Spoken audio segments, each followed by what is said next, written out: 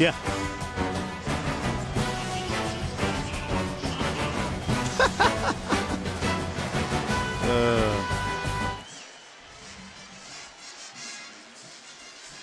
And then the Pac-12 is on the other side of that, right? Pac-12 after dark. Right, Mandy? After the break. And welcome, everyone, to ESPN College Football presented by Geico. From Los Angeles in the corner of Figueroa and Martin Luther King Boulevard, historic, iconic Los Angeles Memorial Coliseum, the Arizona Wildcats and Rich Rodriguez taking on Coach Helton's USC Trojans. As we take a look at the standings in the Pac-12 South, the winner of this game, simply put, has a leg up on the title. To think that Arizona was picked to finish dead last. They were 2-2, and then Khalil Tate happened. I think they found their quarterback now. The folks probably in town are like, okay, who is this Khalil Tate guy? We came in here with the objective of stopping Khalil Tate, and we didn't tackle well. He brings an element to the team. It's all set up based on what he can do as far as his legs. He is unstoppable. And a great quarterbacking showdown tonight. Mark Jones, Rod Gilmore chopping it up with Quint Kesnick down on the field. He'll join us in just a minute. Rod, Khalil Tate owned the month of October in college football. He's the best player in the country that people are still finding out about. He's a treat to watch. He's amazing, that meteoric rise. I can't wait to see him in person tonight. Watch him on tape. Yes, his legs are fantastic. He's a little Lamar Jackson, a little bit of Michael Vick, but there's more to him than just the running. Because people focus on that, they've overlooked his ability to throw a great deep ball, and he's hurt people. You want to talk about Mr. October, with all due respect to Reggie Jackson? Take a look at this. First in rushing yards since October 1st. And then the first in yards per rush and a pretty good completion percentage. He's from the area, competing in front of friends and families. Meanwhile, Sam Darnold still putting together a very good season. He's like, what's with the new shiny toy? You know, I'm still pretty good. #1 pick likely in the NFL draft. Should he come out next spring? And he's played well the last few weeks. 11 touchdowns, 2 picks, and he seems to have settled in. USC winning the toss, electing to receive. On the return, USC will get first possession, and they'll take it out to the 25-yard line. Cooper on the tackle, and Darnold, it'll have it 1st and 10 for the Trojans. Darnold playing perhaps his best game of the season last week in their win against Arizona State. Redshirt sophomore took over last year midway through the season. He has a lineage of great athletes in his family. His mother played volleyball. His dad was a varsity athlete as well. Ronald Jones in the backfield, 1st down and 10.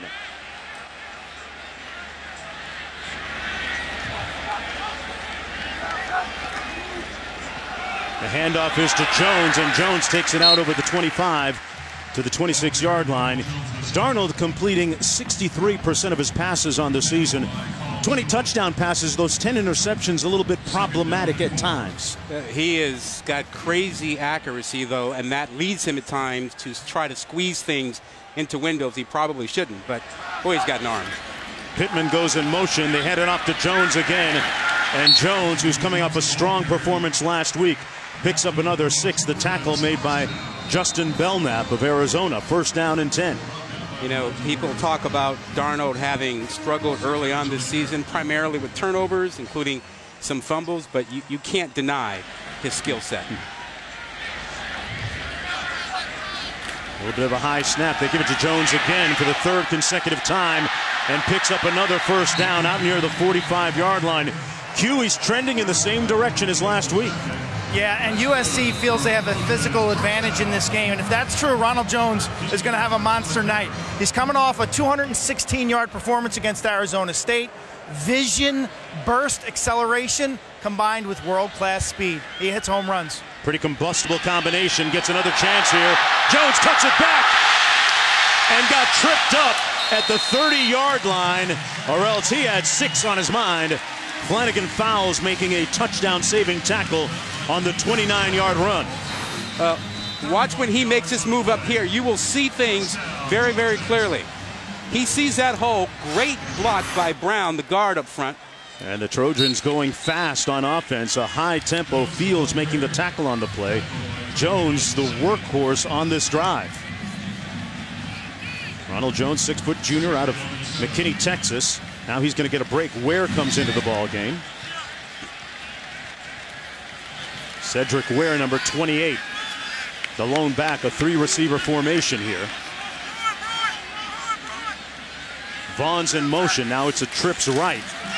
They hand it off to Ware, and Ware stopped up after a gain of 1 on the play by Cruikshank. You know, Jonesy, this is a young defense. A lot of freshmen out there for Arizona.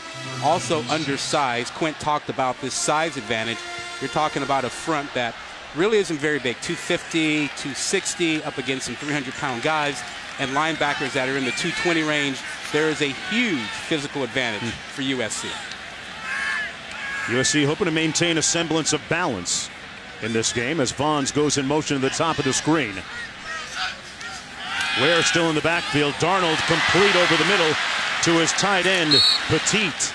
Tyler Petit stopped up a yard shy, and it's 4th down coming up, and a little bit of a decision for that guy. I don't think so. I mean, the way they've run the ball here, the way they've been dominant, what he thought coming in, you line up and go get this. Showing confidence. Darnold keeps it, and I'm not sure that he got it. He may have come up a little bit short, Rod. I think you're right. Clay Helton rolls the dice on the first possession of the game. Yeah. Let's look at the spot. But Jonesy, I think he got a good spot there. A very favorable spot. Yeah, he got a good spot. But I think you have to take that. If you preach to your team all week, you know, that physically you're going to go after them and you can't be confident to go get a yard, you have to try and go get that yard. And keep in mind that that line is still an approximation. Darnold down there. He got a good spot. The chains are off the sidelines, and here's the measurement. That's within inches.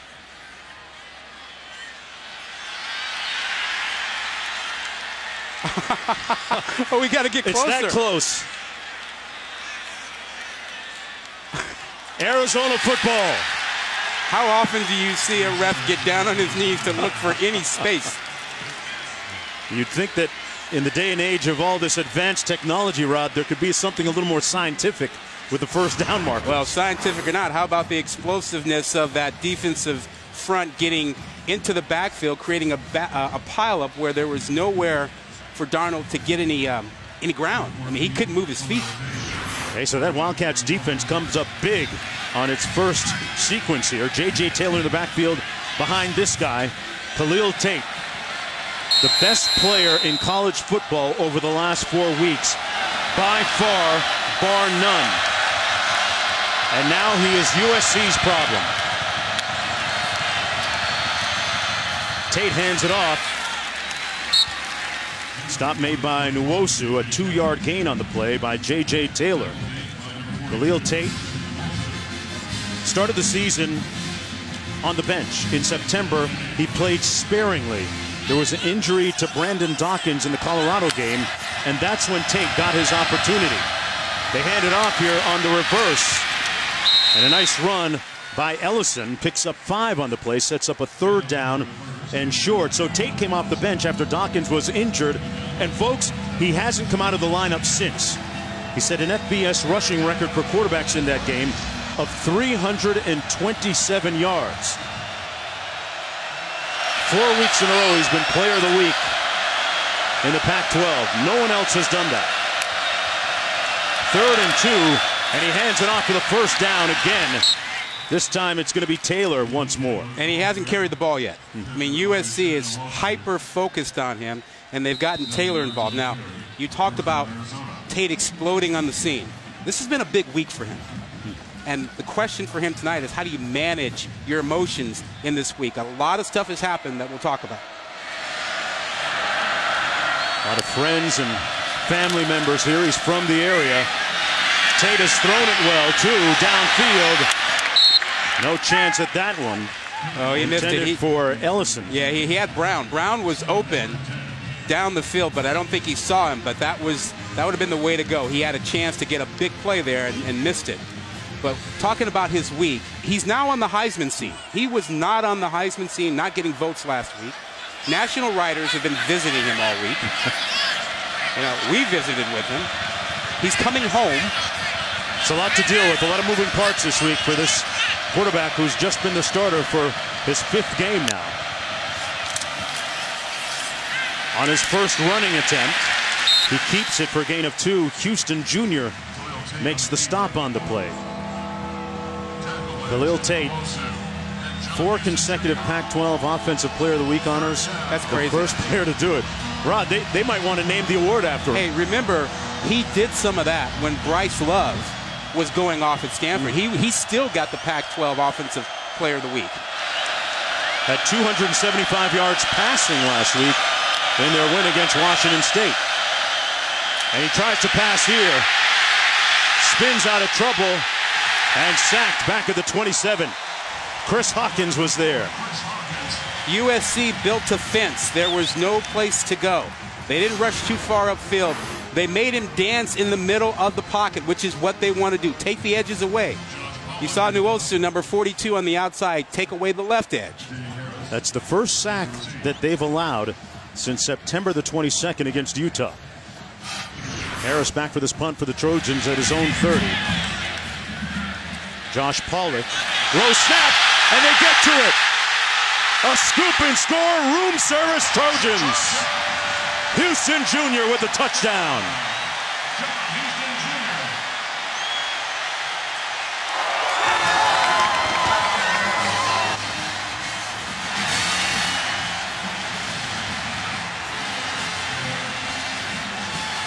It all fell apart at the low snap. Low snap. And Jonesy, when something like that happens, you have to hurry but not rush. You have to make sure you secure it and take care of it. Take your eyes off of it. You don't secure it, you got a problem, and Houston is there to take advantage. And USC on the board first. Winner of this game has a leg up on the South Division title in the Pac-12. And the defense, or special teams, gets the first touchdown. John Houston Jr. takes it in on the scoop and score. We'll be back right after this.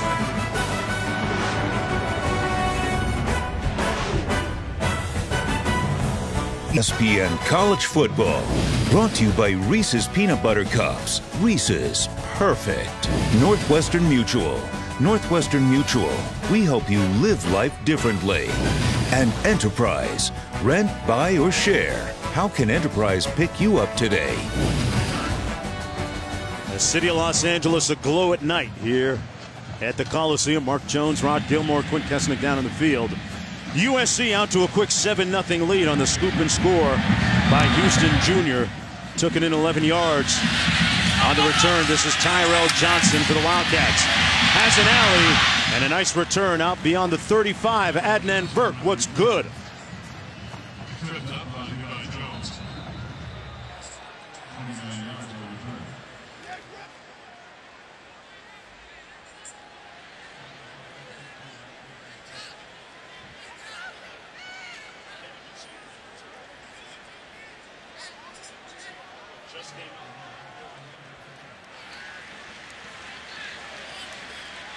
All right, thanks a lot, Adnan. We have an injured player down in the field.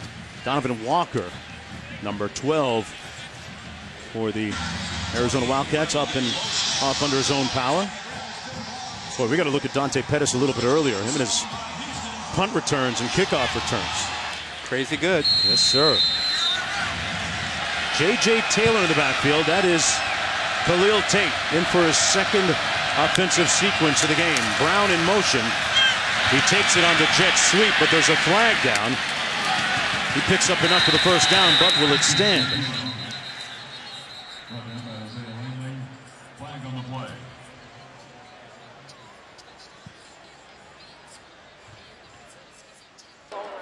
Offside. Defense number 44. That penalty is declined. The result of the play is a first down. Brad, let's get back to Khalil Tate and his really compelling, riveting story. He went into the coach's office on the Monday of the week against Colorado and said, "Coach, I need to get on the field. How can I get on the field?" And Coach Rodriguez said, "I need to see some juice in practice.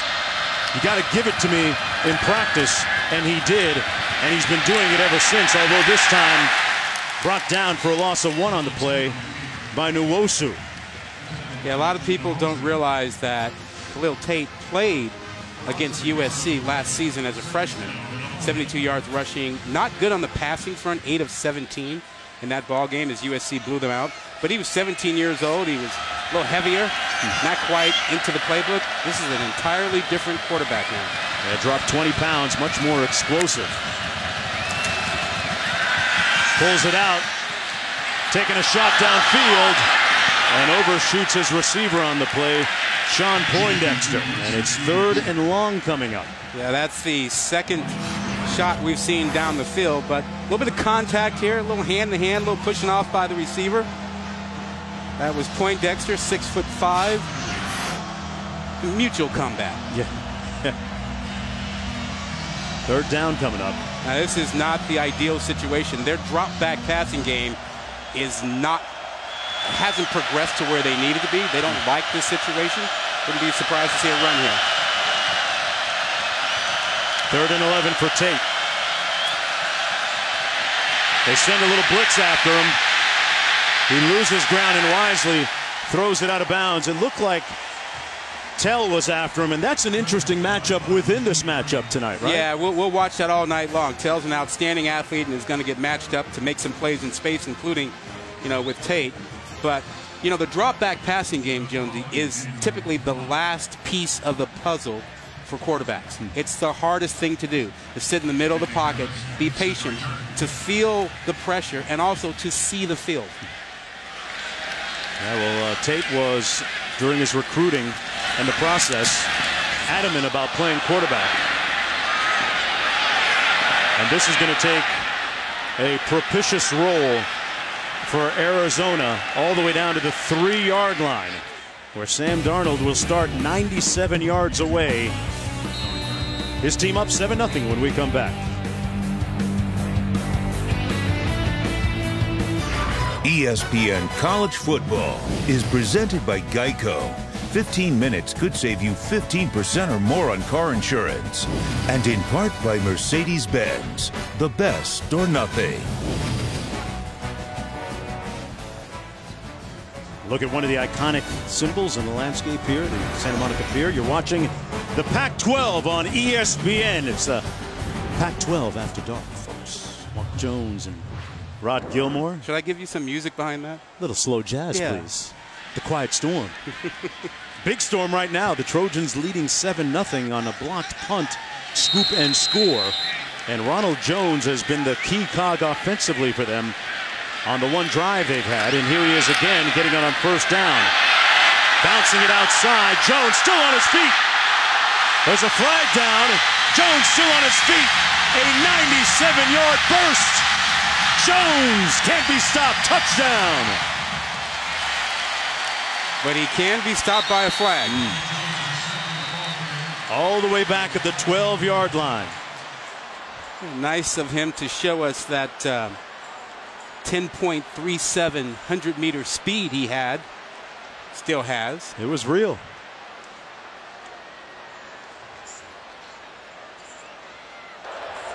Holding offense number 21. Passes to the goal. Replay. Yeah, that's Tyler Vaughn, the redshirt freshman receiver, was out in space.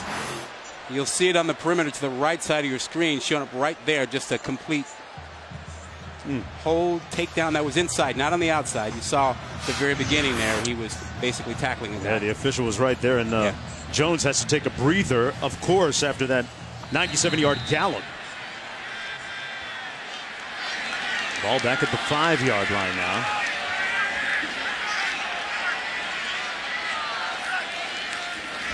Handoff is to Ware.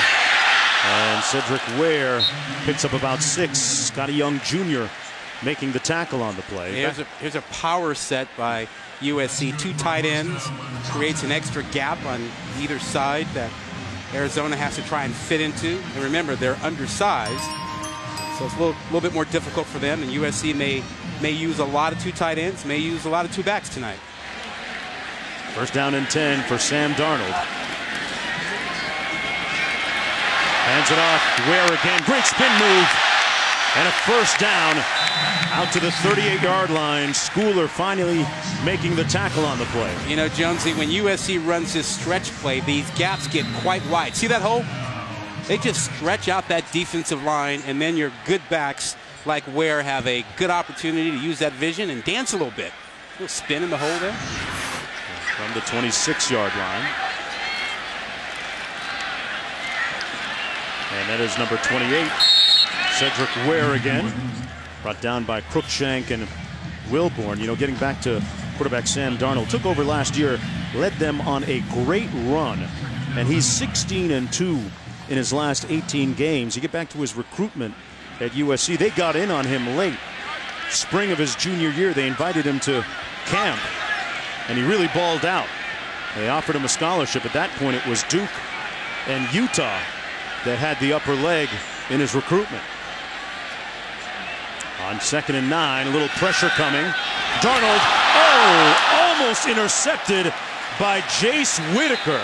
And a flag down, and Whitaker, boy, you talk about a pick six that was written, or could have been. Well, Whitaker has been on a tear lately. 3 picks. Personal foul, roughing the passer, defense number 19. 15-yard penalty, automatic first down. Scotty Young Jr., the culprit. Whitaker had a pick 6 against Rosen. Could have had one there against Darnold. And that's late push, unnecessary.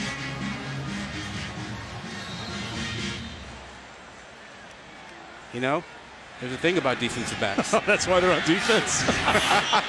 Otherwise, we'd be wide receivers.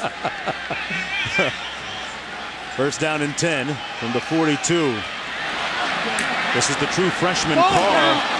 Ball came out loose. The freshman put it on the ground there for a second. No signal yet.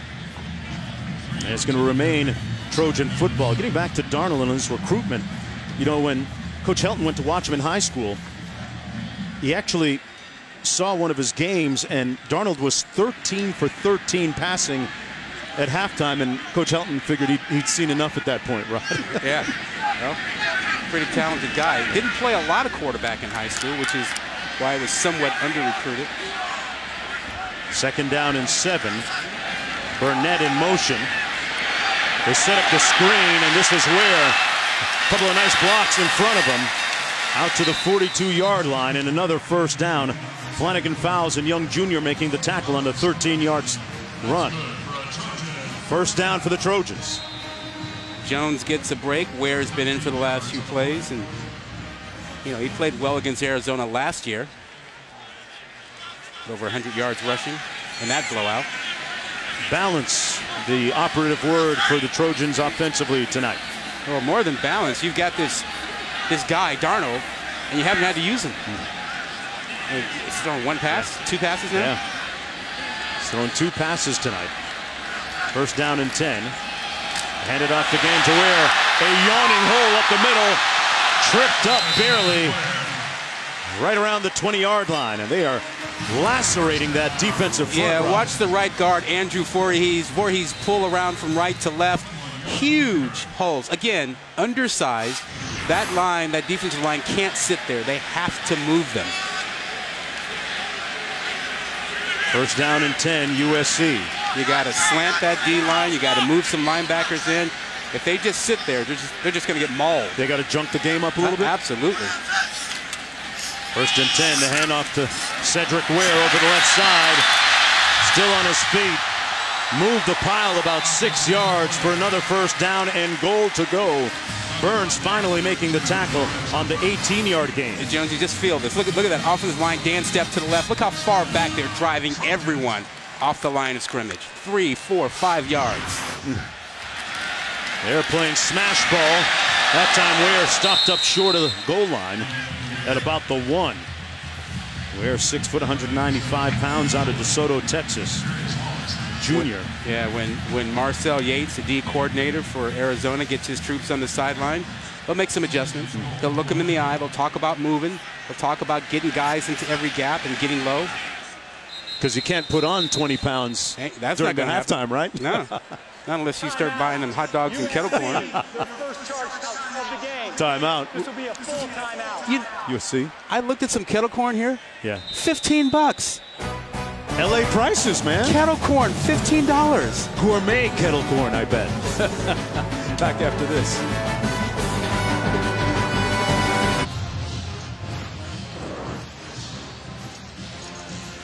7-0 USC with the lead. Officials reviewing the last play to see if there were too many Arizona players on the field. And there might have been a 12th man there. There were. Take a look down there.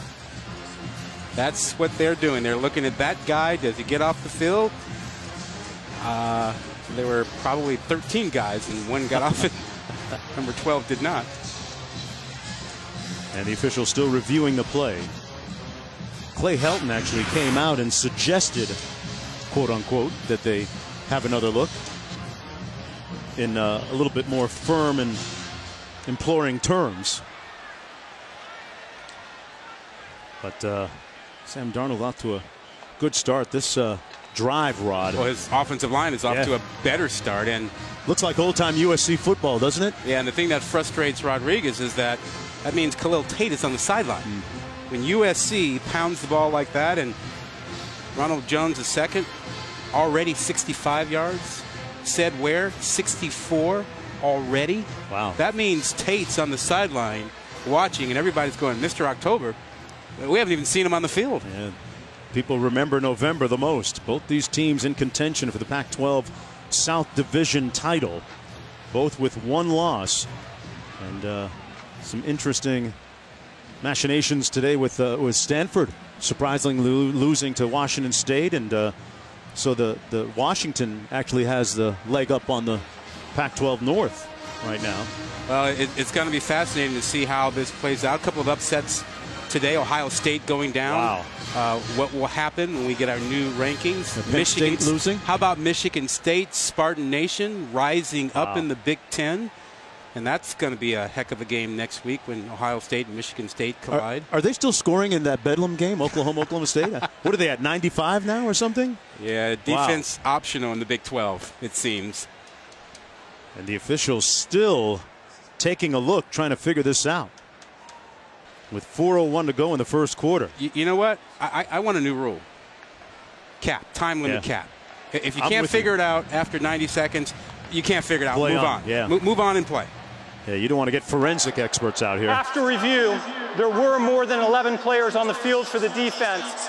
This is a foul for illegal substitution. The penalty is half the distance to the goal. First down for USC. You ever seen a flag thrown that late after a play actually thrown? Look, that's fine. I have no problem with that. But we don't need 3, 4 minutes, 5 minutes to figure that out. Yeah. You know? Yeah. I mean, there's a lot to do. You know, the officials have to look at the clock, get the clock right. They got to look at where to place the ball, all that. But still, we got to do it faster, don't you think? Yeah. Yeah, that would help expedite things. This game ground to a halt on that last call, that challenge. USC not charged a timeout. Cedric Ware in the backfield on 1st and goal for the Trojans.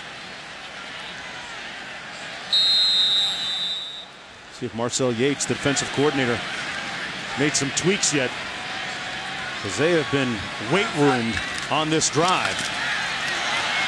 Well, there's a tweak for you. You got to win there. Yeah, Crookshank with the tackle, 2nd and goal. Yeah, it comes flying off the corner.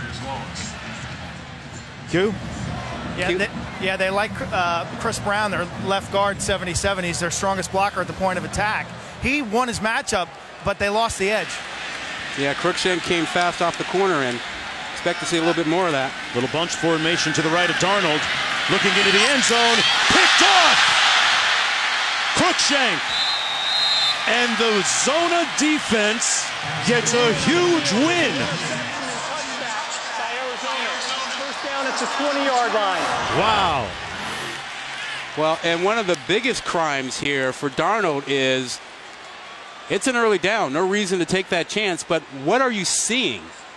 Now, he's usually better outside of the pocket, but what could he not see? How could he not see Crookshank right in front of him?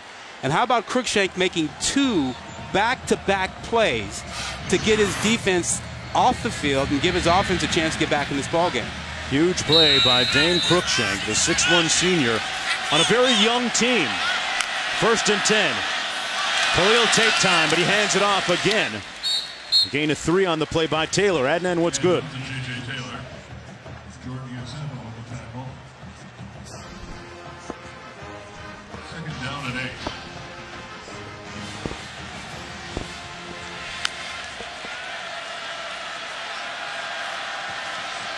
Yeah, they do so far. Boy, the turnover by Darnold. His counterpart Tate on the field. 2nd and 8 for the Wildcats. Tate finds his man for the first down. That's number 6, Shun Brown. You know, it's those throws like that by Darnold that make people question, is he really ready to leave college and go to the NFL because of all the turnovers, Q? What are your thoughts? Well, they love to roll out, and they stayed to that tendency. But he was staring right at Cruikshank. Just a great play. And the one thing that stands out, Mark, as Tate gets tackled near the first down marker, is Arizona's defense. Last week, it was rope-a-dope. They gave up over 600 yards of offense, but they came up with 4 interceptions in the red zone especially. They bend, but right now they haven't been breaking. 7-0. Huge turnover a moment ago on that interception. A flag thrown at the 42-yard line. Khalil Tate, keep in mind, was recruited by USC as an athlete. Coach Helton told him, hey, you can come here and try out for the quarterbacking position. Personal foul, hands to the face, defense number 98. 15-yard penalty added to the end of the play. Automatic first down. Tate just thought it would be a better fit for him as we look at the culprit on that last penalty, number 98, Fatu. What a turnaround this has been. All of a sudden, Arizona is getting close to USC's red zone. From the 39, Tate tucks it, keeps it, and a good gain of about 7 yards for Khalil Tate. Brought down by Tell. That's the matchup, Rod, you talked about. We're going to keep an eye on. Number 7 for USC against number 14. Well, there he is in the middle of the field, and he will typically line up to the side of the back. Tate hands it off this time to Taylor with nowhere to go. Falls forward for about a yard on the play. And the reason he lines up to the side of the back is because in that zone read, the quarterback winds up coming his way. And they want Tell to be in a position to make the tackle on the quarterback because he's physically able to do so. Talented, athletic, and a good tackler. Not in there right now. You saw him come off the field. Zach Green coming into the ball game. He's their bigger back.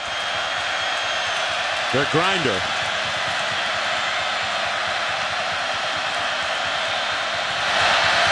Tate pulls it out and picks up the first down, keeping the drive alive. Houston making the tackle on Khalil Tate, the number 10 dual threat quarterback coming out of high school, rated by ESPN a couple of years ago. Jonesy, with these safeties crowding the line of scrimmage, perfect time for Arizona to take a shot down the field. You know, one of these guys, sneak them out. Look how close these safeties are.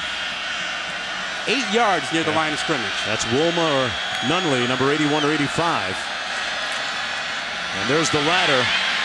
Nunley with the reception, although it wasn't downfield. Picks up a few yards. Picks up 5 on the play. Under a minute to go here in the first quarter. Yeah, at some point, Rich Rodriguez is going to look out there and he's going to say, look, I got to help my quarterback. I got to move those safeties. They can't get that close to the line of scrimmage. That's a 9-man front you're trying to run into.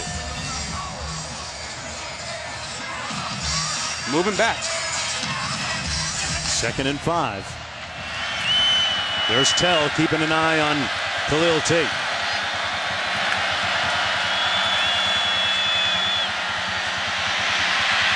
Tate in trouble and sacked, and they lose some critical, pivotal yardage now outside of field goal range with 5 seconds to go in the quarter. Well, Tate has always been the best athlete on the field. Used to making plays. He just ran through high school, and he's run through guys last month. Not that time. There's some pretty good athletes at USC. Yeah. Trojans are saying, hey, Khalil, I'm not trying to be on your highlight tape, bro. The blocked punt, the scoop and score by Houston. Trojans lead when we come back for the second quarter.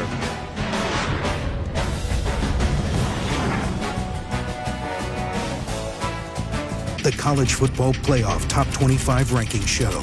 Tuesday at 7 on ESPN, presented by Goodyear. Could be some more surprises. Hey, folks, aerial coverage provided by Goodyear, committed to honoring blimp-worthy athletes who demonstrate hard work and on and off the field. Goodyear, official sponsor of the college football playoff. Third down and 19 for Khalil Tate on a predetermined run. Tate down to the 28-yard line. And fourth down coming up. They're well within field goal range of Josh.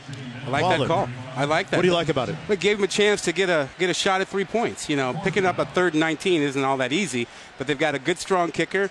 They do a safe play with Tate. Now you have a chance to get some points out of it. What do you make of the fact that we haven't seen Tate blow up the way we might have expected so far? What does it say about USC defensively? Not just USC defensively, but offensively, keeping him off the field, controlling the line of scrimmage with their offense. This is Lucas Haversick, made a 57-yarder already this year and knocks this one through from 45. So Arizona on the board here to start the second quarter. We're going to stay right here. The game at 7-3.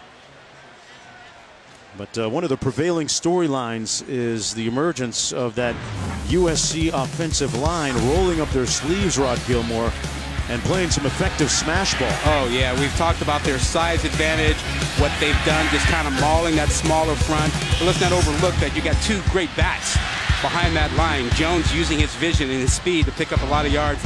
And then Cedric Ware getting a little bit more playing time tonight because Stephen Carr is still working his way back onto the field for USC, the outstanding freshman. So those two guys have done well, and primarily because those big guys with the 70s on and whatnot have just been mauling that smaller front. Yeah, that offensive line, Rod, has bounced back since losing those 3 offensive linemen in the Washington State game. They were ambushed up there in the Palouse country. You know, we were talking about that. We expected USC to struggle in early September because new offensive line, new wide receivers, but they did okay early on, and then it was when they got hit with the injuries that they struggled against Washington State. They got people back last week. They seem to be on their way again. This is Velus Jones Jr. from the 10.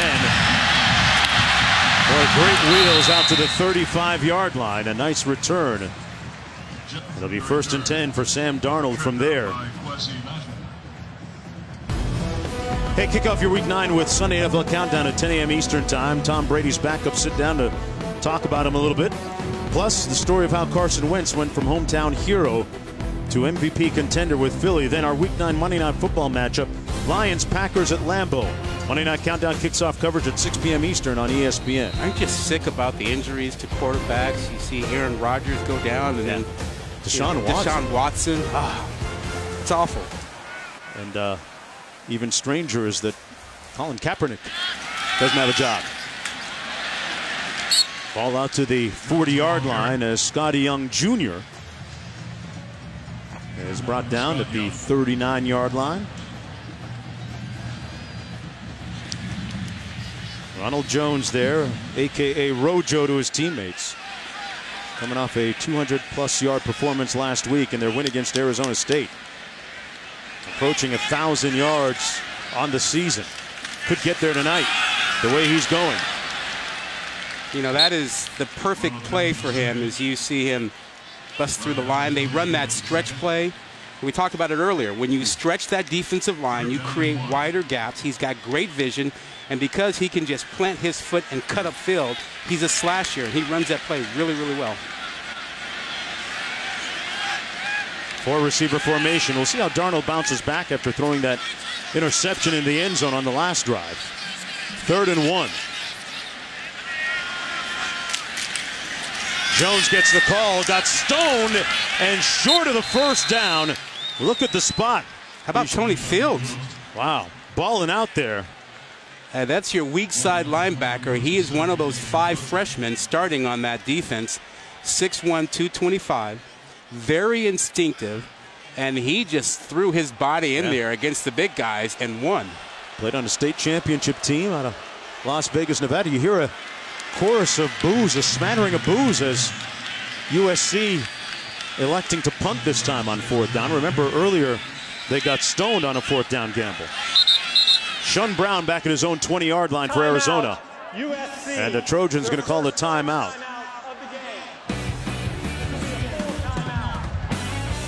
Back to the Coliseum after this.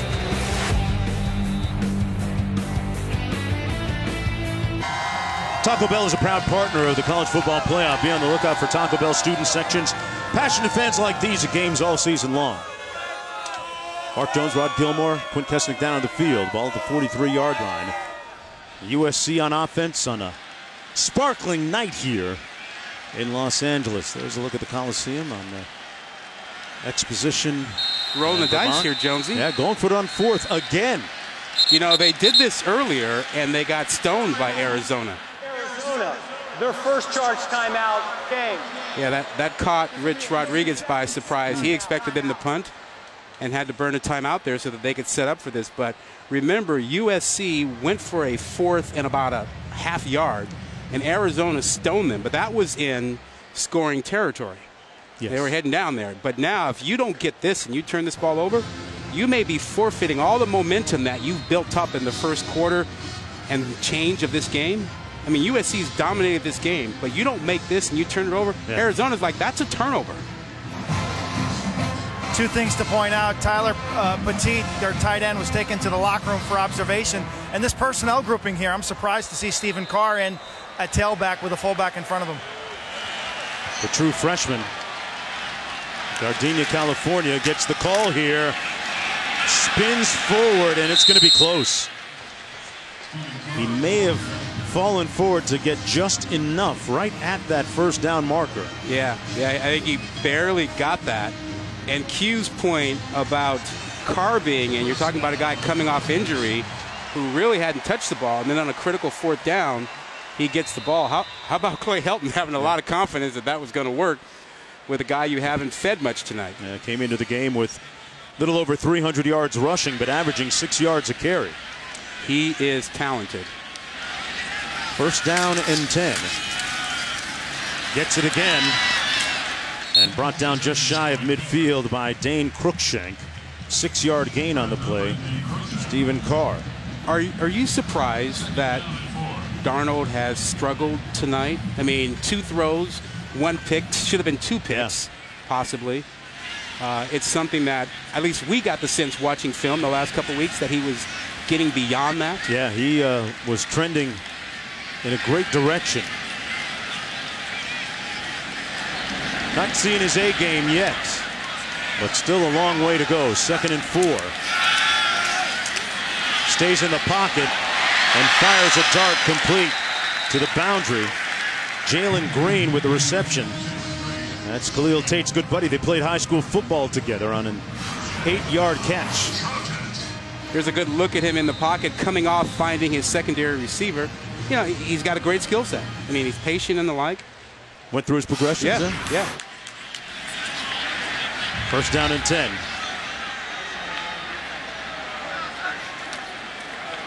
Darnold hands it off to Jones, who's back in the ball game, but Jones stopped up at the line of scrimmage by Tony Fields. We've been saying his name a lot tonight, the true freshman out of Las Vegas.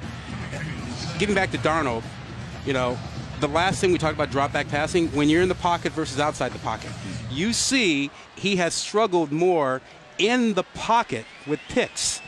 That's the toughest area. Now, he seems to freelance and be comfortable when he's out of the pocket, but turnovers and making plays from the pocket where you don't turn it over is going to be the big thing where he's got to get a little bit better. Now you wonder how that impacts the evaluations of the guys at the next level. Little play fake in the pocket, and now out of it. And makes a play out of it. Green again. Brought down. They're going to mark him down at about the 20-yard line. I think he's more comfortable outside of the pocket. I think he sees better outside of the pocket. This is a little bit of, I've done this my entire life, from grade school to high school to last season. I extend plays, I make a good throw. A little bit different when you're confined by the pocket. It takes most quarterbacks time to grow and get comfortable in the pocket. Has pretty good size back there at 6'4". A 22-yard gain by Green on the catch. A whistle and flags thrown. Ball start offense, number 72.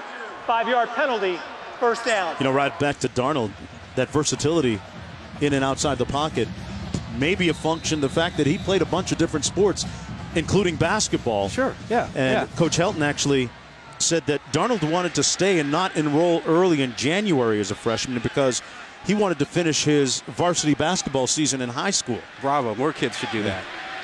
You think it helps? You only get to do that once. Darnold, a dart, incomplete, in and out of the hands of Green. Dialed up Green's number for a third consecutive time, and that one might have been a little bit hot coming in, but certainly catchable. Well, you know, he's talked about, he told you yesterday how he's tried to handle a year where he's been in the spotlight, got a lot of attention, and maybe didn't have the success that he wanted early on. Carson Palmer told him, live in the moment. Enjoy this season. Enjoy college. Don't worry about the next game. Don't worry about the NFL. And he said he's trying to live that way now and not get too caught up in other things. Has a group of friends down in San Clemente, down by the beach that he keeps in contact with to stay grounded. Through the air, it's Jones on the other side of that catch. Derek Bowles making the tackle on a 5-yard gain. So, third down coming up. They got to get all the way down to the 12 for the first down. Well, these are the downs and the situations that make quarterbacks. Third down, you're in scoring position. You've got to protect the fact that you've got 3 points in your back pocket, and you got a chance to pick up 7. Protect the football, make good decisions. Let's see what he does. 11th play of the drive. Feels like the Trojans have had the ball all night, but only lead by 4. Darnold, wide open, touchdown, Vaughns.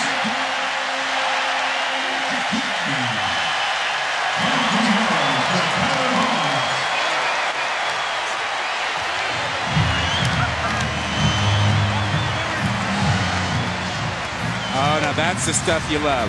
A laser of a throw, reads the defense perfectly, doesn't waste any time getting the ball to Vaughn, and look where he catches it. With his hands at the numbers where he can keep moving, you see things like that and you go, yeah, that's my #1 pick. That's my guy. Scouts are looking going, yeah, you cannot deny his skill set. Yeah, he spun it on that one. Darnold with his 21st touchdown pass of the season, the 52nd of his career. Vaughn's at the other end of it with his 4th touchdown catch. In the immortal words of Keyshawn Johnson, give me the ball. ESPN College Football, brought to you by AT&T and Chevy, the only brand to earn J.D. Power Dependability Awards for cars, trucks, and SUVs 2 years in a row. Look at downtown Los Angeles, and Jalen Green with a touchdown reception a moment ago, one-upping his buddy Khalil Tate, who he played high school football with. And, Tate's going to get the football in a moment here, but 11 plays on that drive, Rod. About 5.5 minutes on the field. It seems and feels like Tate hasn't had much time on the field at all here tonight. Well, he hasn't. And remember, we talked about him having to manage his emotions, coming home, playing against teammates, playing against the team that offered him a scholarship but said no pretty much to quarterback. And his first week really on the Heisman horizon. Certainly some opportunity with respect to the Heisman tonight. From the 5-yard line, Johnson upended at the 15, 10 yards on the return. What was the key on this touchdown pass? Well, Darnold reads this perfectly. Arizona sitting in kind of a quarters deep coverage. The inside receiver is going to go outside. Outside will come inside. That safety should stay inside, but he doesn't. He runs outside, and Vaughn is completely wide open. Darnold reads it perfectly. Great throw. Nice touchdown. You see the fire that comes off that ball and the way he spins it. Nice. Let's see if Khalil Tate can establish some kind of drive. J.J. Taylor in the backfield beside him. First down and 10 for the guy that set college football on fire in the month of October, but people remember November. The winner of this game has a leg up on the Division South title. Tate keeping it. And is brought down after a gain of about 3. Let's go to Q. Mark, Khalil Tate played in this game last year, and I asked Rich Rodriguez what was the biggest difference. He said the play sheet. He took his play sheet, folded up, and said last year when he played in the game, the play sheet was this big. This year, it's the full deal. And he opened it up to show the entire itinerary of Arizona plays. It's a bigger sheet now, Q. Much bigger. Yes. Downfield and incomplete at the 45. Intended for Tony Ellison. This was what it looked like last year. Just 7 of 18. Had a pick and a fumble. It was a rough night for the then 17-year-old freshman, but we talked to him yesterday at the walkthrough, and he's a totally different player right now. Yeah, but right now, USC is really kind of stifling him. They've got to switch it up. They're getting man coverage on the outside. The safeties are crowding the line of scrimmage on first down. They've got to throw it more on first down. They've got to take chances. This 3rd and 7, this is a little tougher. Little receiver screen complete.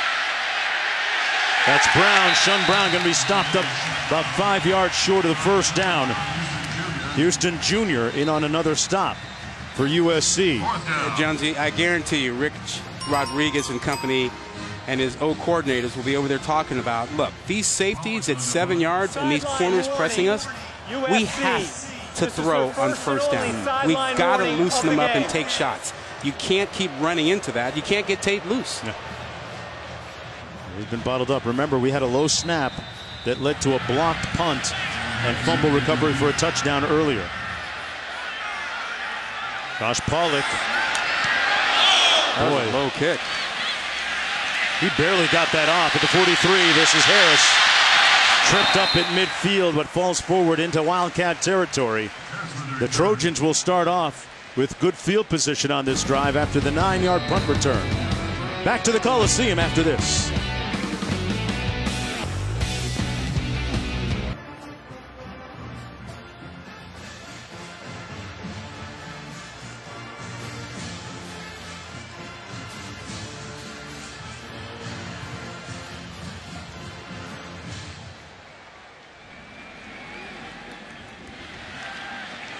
Thinking Houston Astros, Gary Pettis perhaps still, huh? Mm-hmm. Congratulations to the Astros. Pettis, the base coach.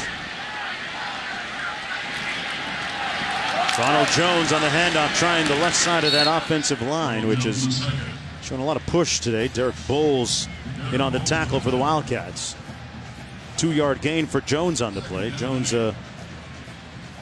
stacking up the yards, approaching 100 already. Went to his first NFL game with his dad at 10 years old and really fell in love with the sport at that point. His late father, Ronald Sr., former lifetime Army sergeant.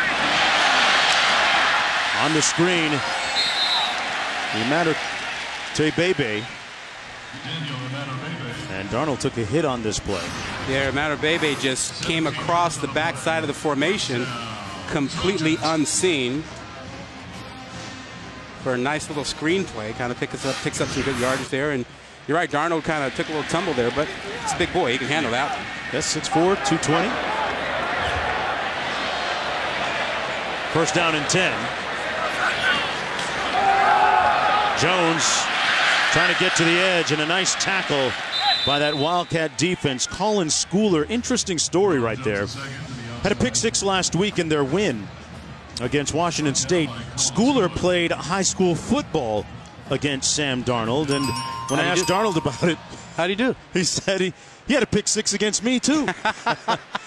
But that he had a bad flashback when we brought that up. But he said he's a nice guy, yeah. so he wasn't really mad. You know, he likes competing against him, knows the family. Yeah. Made a good play. Second down and 8. Darnold has a man. Touchdown, Mitchell.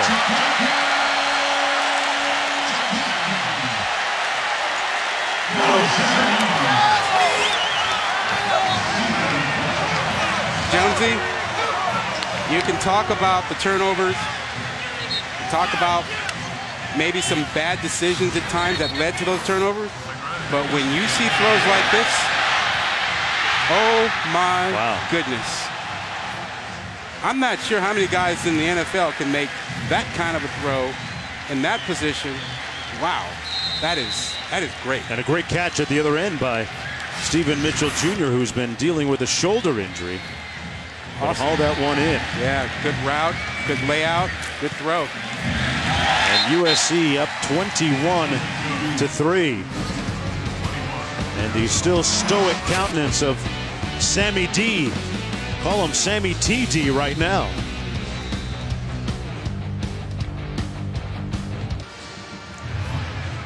Welcome back to ESPN College Football presented by Geico. Traveler, of course, getting a lot of action here early. His team up 21-3. For those of you just tuning in this quarterback showdown tonight, a decided edge, albeit it's still early, going to Sam Darnold, who's thrown 2 touchdowns in his last 3 passes, Rob. Well, remember also that with the Heisman leaders kind of struggling or being pedestrian today, except for Baker Mayfield, big opportunity for Khalil Tate tonight, yet hasn't had an opportunity to take advantage of it. This is Tyrell Johnson from the 3. They could use a play on special teams, and Johnson makes a good one there, takes it out beyond the 35. And folks, Tuesday on ESPN, exclusive reveal of the College Football Playoff Top 25 rankings at 7 Eastern. Reese and the gang will break them down from top to bottom, have the coaches' reactions, as well as a live interview with Committee Chairman Kirby Hogan. Also streaming live on the ESPN app. We have a player shaken up on the sidelines there for Arizona.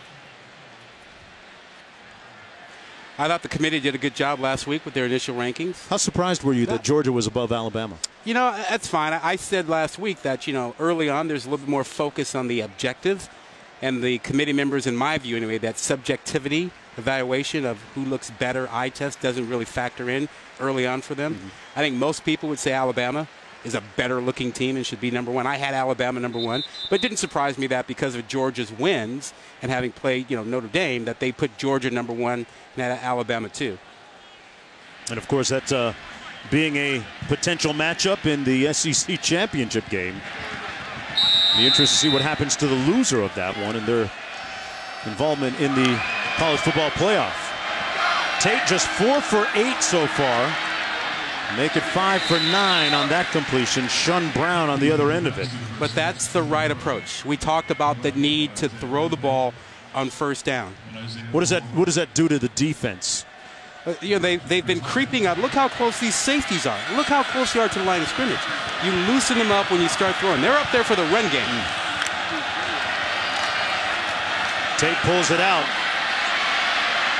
Trying to get to the edge and upended at the 49-yard line by Jack Jones, but still a 5-yard gain on the play. Little credit to this USC defense, guys like Jack Jones having to really bring it tonight as you see Tell try to chase him down. Good tackle. They are playing without Iman Marshall, their best corner. So Jack Jones and Langley both getting a lot of attention, a lot of man-to-man coverage tonight for those two guys. First down and 10. Little reverse. This is Johnson, and Johnson is going to be stopped up about 2 yards short of the first down. Houston Jr. making the tackle on the play. This is a critical drive for Arizona and for Tate. Tate for confidence, Arizona because they need a touchdown to get back in this game. Arizona lining up fast, and they'll pick up the first down there on the run by J.J. Taylor and move the chains. Yeah, that's a big first down to keep the drive alive. Iosefa making the tackle on the play. Q? Yeah, Wildcats moving the ball, but let's keep in mind, no explosive plays, and that's really been their hallmark this year. 36 plays of over 30 yards to lead FBS. They have yet to connect on a gash play. I think you got to credit the discipline of the USC defense. Yeah, Q, and I think you can slip a H-back tight end out. I just circled one of them for you. That's a big play waiting because those safeties are so close. Only 86 total yards. Tate tried to hit USC with the pump fake, which has been something that the Trojans defensively have discussed. Coach Pendergast talked about it to us a little bit. Yeah, you know, Bryce Woma, 81, is in that H-back spot. He was open on that play. You know, you still have to take some chances. What Tate does well in the throwing game, excuse me, is a deep ball. Give him a chance to lay one out. It's hard to do on second and long and third and long. They've taken some deep shots tonight. Haven't connected yet. And Tate is going to wisely throw this one away. Nobody open downfield. But those deep shots have come on 2nd and long and 3rd and long. When you get it on 1st down, you've got those safeties pushed up to the line of scrimmage. You've got man-to-man coverage, and he can throw that nice touch deep ball that allows his guys to go after it in a 50-50 play. And it's been working for them all season. But when you don't do it on the early downs, he's a pocket passer on 3rd down, and that's a problem. Longest play tonight, just 14 yards, 3rd and 9.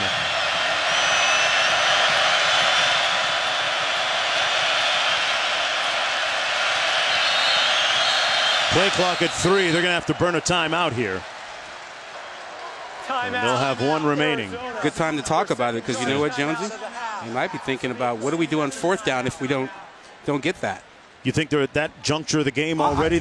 I do. They keep it alive? I think they need points. I mean, they need a touchdown, and it's worth rolling the dice here to try to get there. If you can't get a touchdown, if you have a shot at least at getting 3 points, to get some confidence for your offense, that would help. But I think they have to seriously think about, what are the 2 plays that can get us a 1st down and keep this drive going? Because you just turn this thing over and you give it back to USC. Right. Could be lights out before you get to halftime. What do you make of that matchup we talked about a little bit earlier between the safety Tell and Khalil Tate? Why does USC seem to be winning that matchup? Well, because Arizona has been predictable on 1st down, and Tell has run down Tate and forced him to help, and they've made tackles. So far, Tell's winning that matchup. But there are opportunities, but they're not there on 3rd and 9. Here we go. Trying to keep this drive going. Takes a deep shot downfield. Incomplete. And flag on the play intended for Tyrell Johnson. Defended by Chris Hawkins. There's a flag at the 4-yard line. Pass interference. Defense number 4. 15-yard penalty. Automatic 1st down. So they get the 1st down on the pass interference. Clearly pass interference on Hawkins. Couldn't find the ball. Totally disrupted Johnson. And a good play called by Rich Rod. He's working on the safeties. He's working on Hawkins with the receiver. That's the way you go when you attack this stuff, even on 3rd and 9. Stay away from the corners. Work the safeties. From the 24. Tate hands it off to J.J. Taylor, who picks up about 3 yards on the play. I get a kick out of Taylor every time he runs inside. Can you find me? 5'6", but he runs tough. He runs hard. He's got a quick little change of direction. Q, don't you like him as a runner? I lose him, Rod. I can't find him. Where is he? And he makes Tate look really tall right now. 5'6". Had a couple of touchdowns last week in their win against Washington State. Tate. No magic so far in the 1st half. He's sacked back at the 26-yard line by Iosefa. A 3-yard loss. You don't often get a lot of pressure from USC because they can usually apply it with 4. But they bring some extra guys here, and there's nowhere for Tate to go. They form a nice little pocket. They don't let him slip to the outside, which was the #1 goal for the defense. Keep him in the middle of the field. Don't let him slip out to the side. 3rd sack of the night. Tate back to pass. Deep into traffic and overthrows his intended receiver Johnson, who had 2 defenders sandwiching him. And 4th down coming up. And you can see the disappointment on Khalil Tate's face. And Rich Rodriguez all up in Johnson's grill on the sidelines, but an encouraging pat at the end of it. Well, there was a mix-up on routes. They believe Johnson ran the wrong route, which didn't give Tate an opportunity. So, a wasted opportunity. Haversick from 43 yards out. And he's got his 2nd one of the night, 2 for 2. Arizona takes 3. They would have liked to have gotten 6.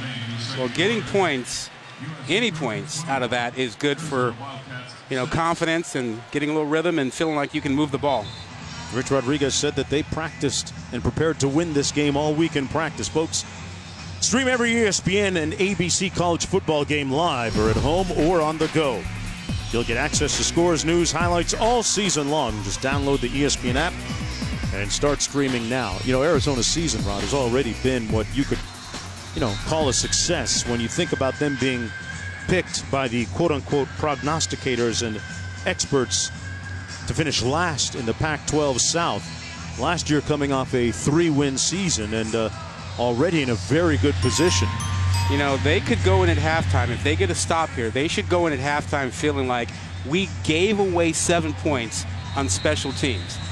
Yeah. We're really in this game. We haven't hit our stride. They have a chance to steal the Pac-12 South. They really do. Yeah. Great opportunity. They squib it down to the 40-yard line. Let's go back to sure-handed Adnan with the catch in the studio.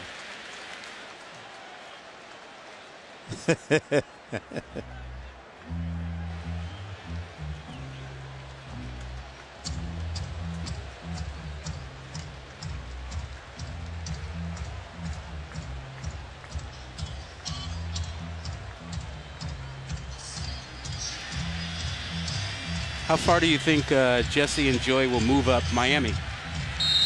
I don't know, but I'm guessing Miami at about number 7 or 8 here this week coming up. I could see that. Doing enough to win again this week. Pass underneath complete to Pittman Jr. Jr. getting the start this week for Mitchell. And brought down by Jace Whitaker. An 18-yard gain on the play. 1st and 10 for the Trojans. Looking at another score here with plenty of time to go in the first half. From the 42.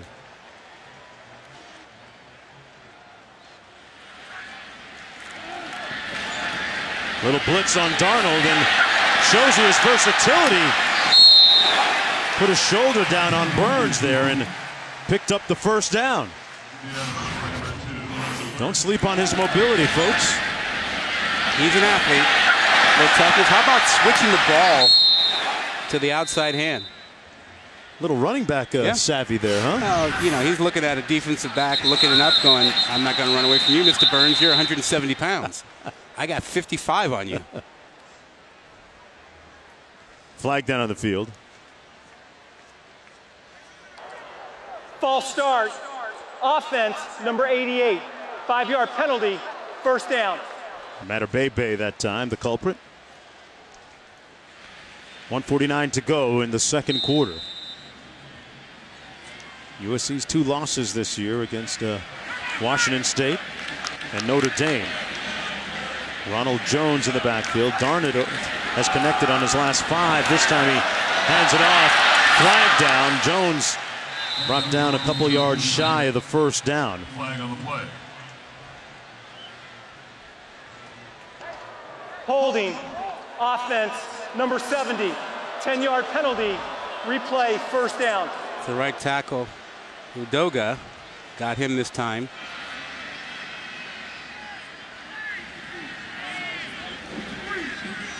This drive started off looking like SC had an opportunity to get something big out of this, and then a couple of penalties pushing them back.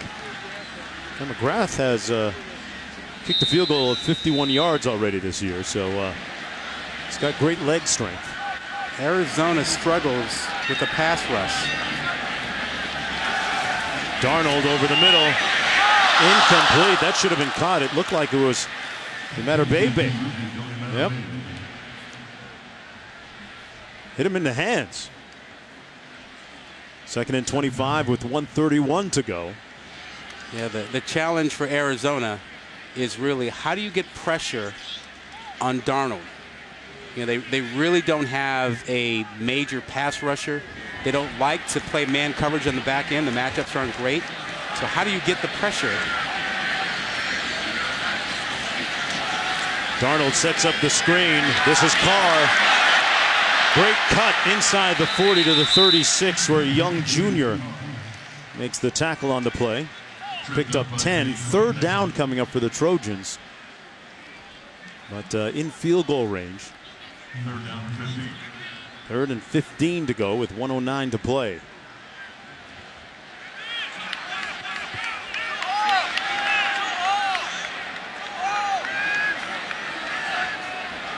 2-by-2 formation with the receivers.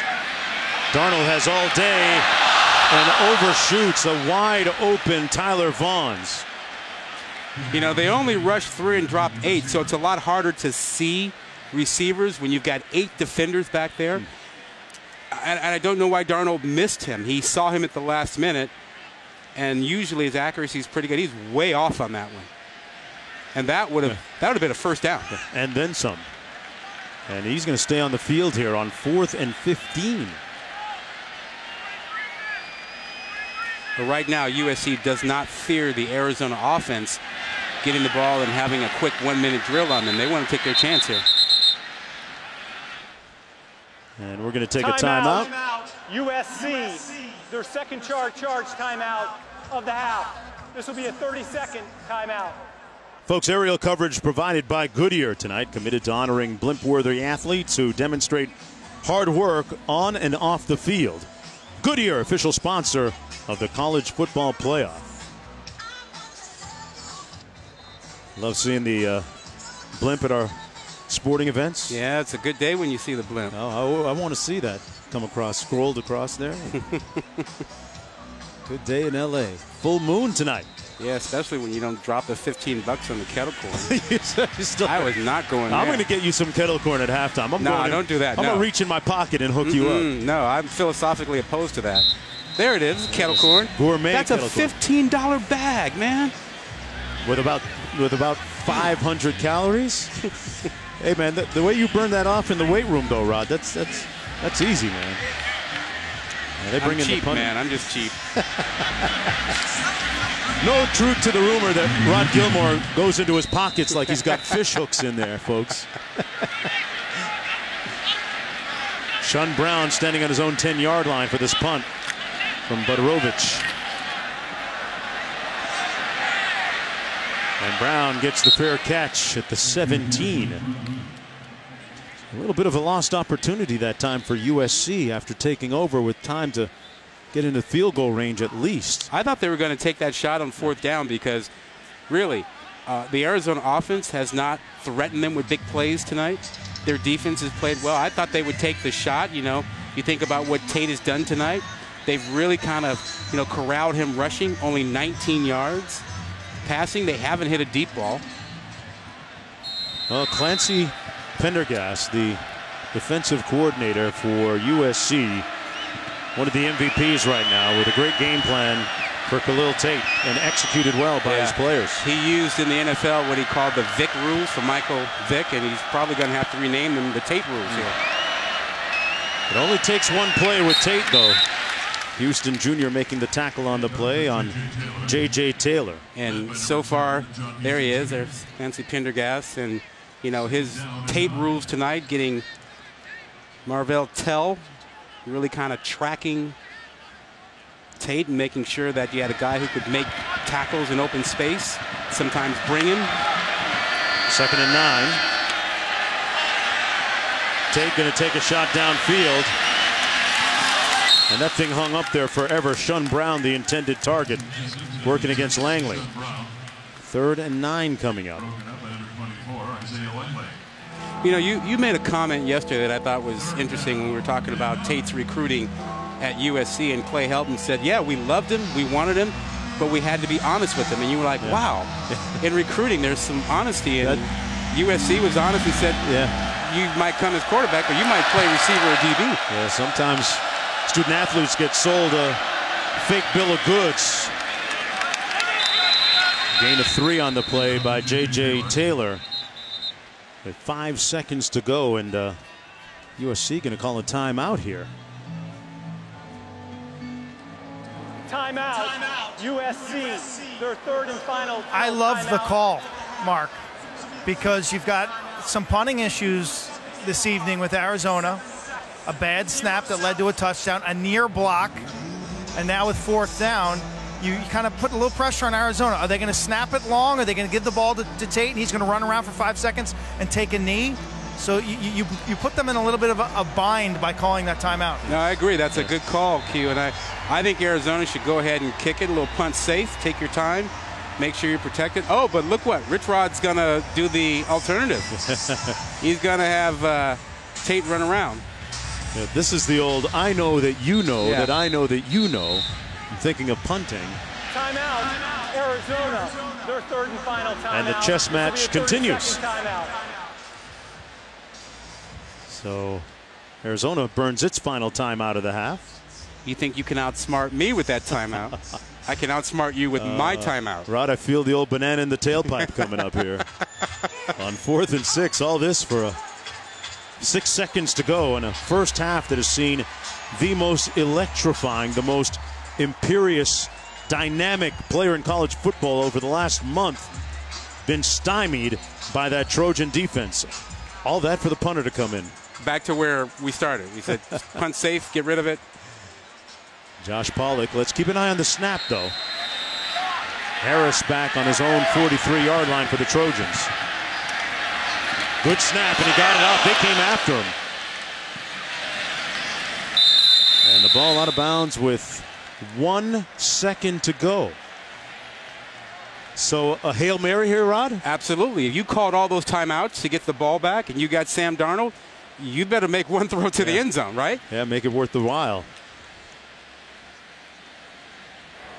You know, in that before halftime of the Texas game, Rod, you watch that. They put the Hail Mary in and they threw underneath to Ronald Jones, who actually ran about 35 yards for a touchdown in the last play of halftime against Texas. So they've got options. Vaughn's is a good leaper, 21. Burnett's been very quiet today. Yeah. And we'll get to see Darnold's arm strength from beyond midfield.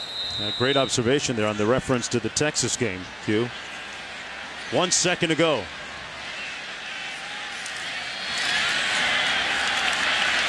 Darnold going to wind it up and fire it deep into the end zone. For a brief moment, it had a chance. And that's the end of the first half of play. Bebe, the closest receiver there for the Trojans. Trojans leading in the half as we head to the studio for our halftime report.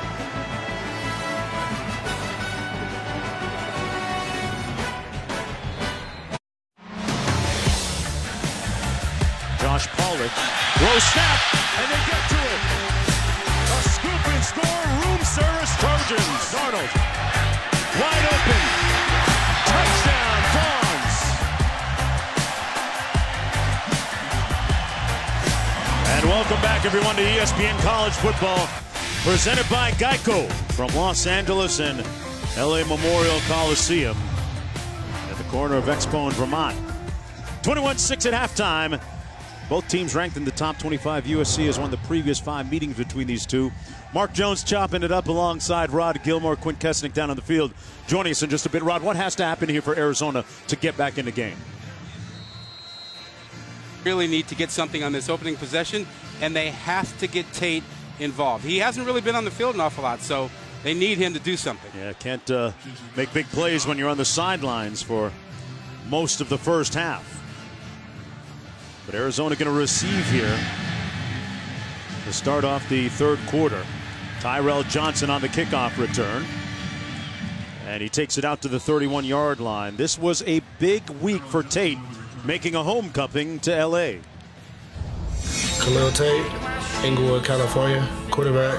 There he goes! Touchdown, Tate! Playing a key role that's kind of different. You know, a lot of family and friends come to the game. Tate's gone! Whenever I came home, maybe a good homecoming. It's a big game. Pac-12 South is at stake, and I'm going to come out on top. Very confident during the week. He prepared that way.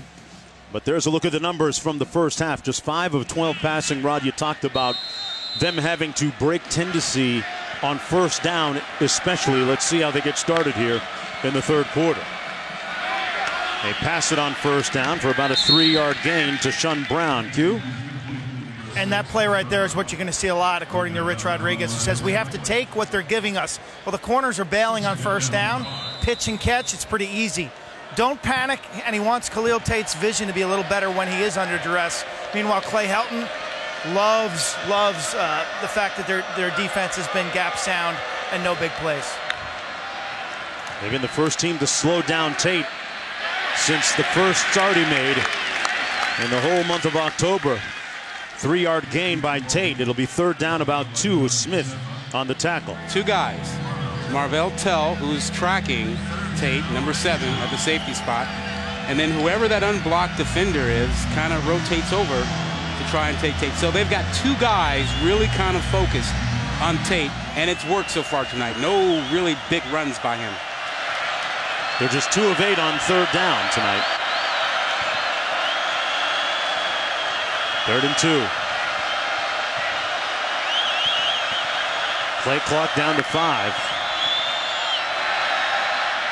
Going to take a shot up top. Nobody home and incomplete at the 20-yard line. That wasn't even close. Tony Ellison, the intended target. You can see the confusion etched across his face as we take a look at our planning for success, brought to you by Northwestern Mutual. Yeah, they got to get Tate more involved. We talked about that. He only has 19 rushing yards. Got to give him some stuff on 1st down. And then how about USC? They kind of got away from their rushing attack. They had 132 yards in the 1st quarter, and then the 2nd quarter was Sam Darnold. But they were pushing them around the field. So I think in this 3rd quarter, you'll probably see USC get back to relying on their offensive line and run that ball a little bit more. Got a flag down on the field, a late one. The officials talking things over. After the play was over, unsportsmanlike conduct, defense number 25 and 27. 15-yard penalty, automatic 1st down. This is number 25 and number 27's first unsportsmanlike conduct foul of the game. You know, generally speaking, the officials have been really good this season about allowing a certain amount of celebration. But when you extend it and you go pretty far, they have no choice. That's garbage. That is. I hear you. I know. Out of here. But you would agree they've ridiculous. been more lenient this year, haven't they? Yeah, they have been. Yes. They've allowed guys to express themselves. I'm not sure what's unsportsmanlike about that. Whistle and a flag on the far side of the field. Well, it certainly was extended. I mean, you know, I think he probably warned him, said, all right, did you have your dance? That's enough. Yeah. Defense number 25, contact, 5-yard penalty, 1st down. Yeah, I played varsity sports. I don't see where, well, this is the penalty. But on the previous play to see where that is an offense of some sort. 13-32. 13-32. Correction. 13-32. Love that cool and calm disposition by his head coach. Hey, both you guys, I need to talk with you for a minute.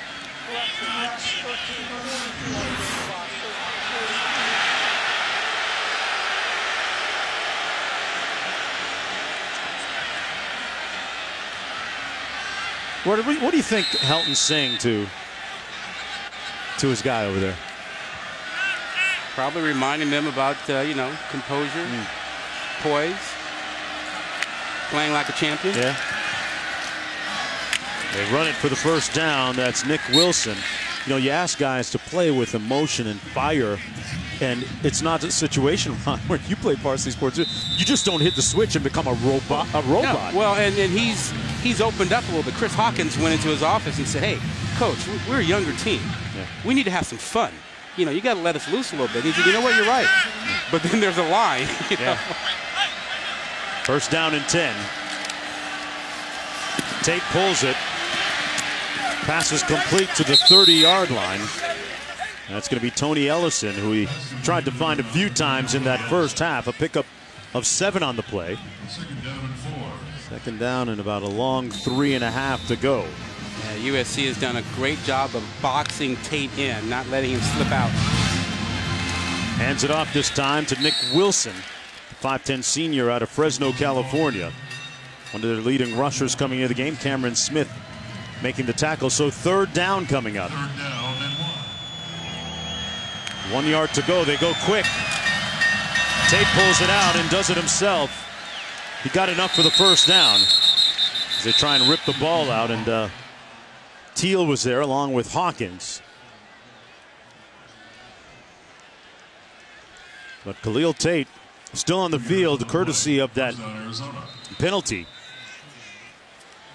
that kept the drive alive for Arizona.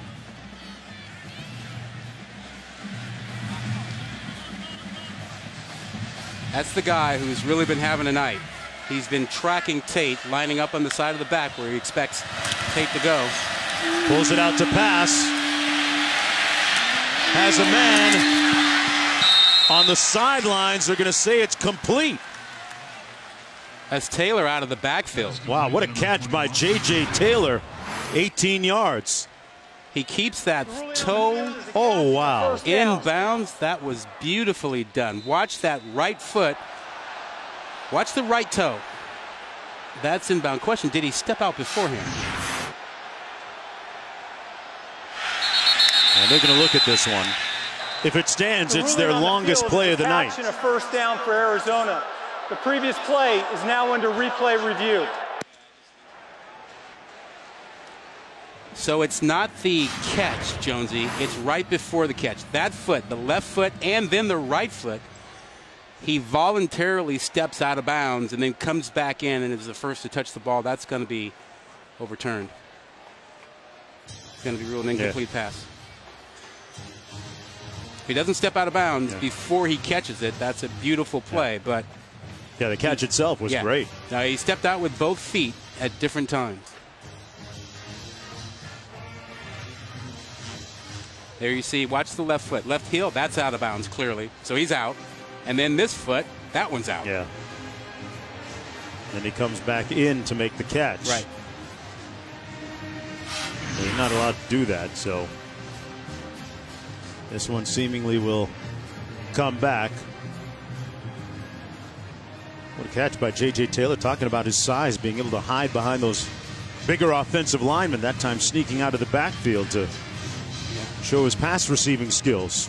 Well, that replay was pretty clear. I'm sure they're looking at where they need to put the ball and what time was on the clock to get all that squared away here. But there's no question about what the call on the field will be. It's taking care of the other logistics right now, which, we talked about earlier, makes this process at times insufferable. But, you got to figure out the clock and you got to figure out where the placement is. What do you make of this opening drive so far, the third quarter for Arizona? Well, we've seen the adjustment. Quint talked about the first down throws, the quick game. There's still going to have to be more adjustments. They're going to have to get big plays at some point. This offense is not a hunt and peck 12, 14, drive. They're in the middle of an 8-play drive right now. That's not their routine. They're a big play offense, and USC has taken away the big plays tonight. Yeah, they have not been able to connect on a lot of deep shots, especially. Here's the call. After review, the receiver went out of bounds, came back inbounds, and caught the pass. This is a foul for illegal touching against the offense.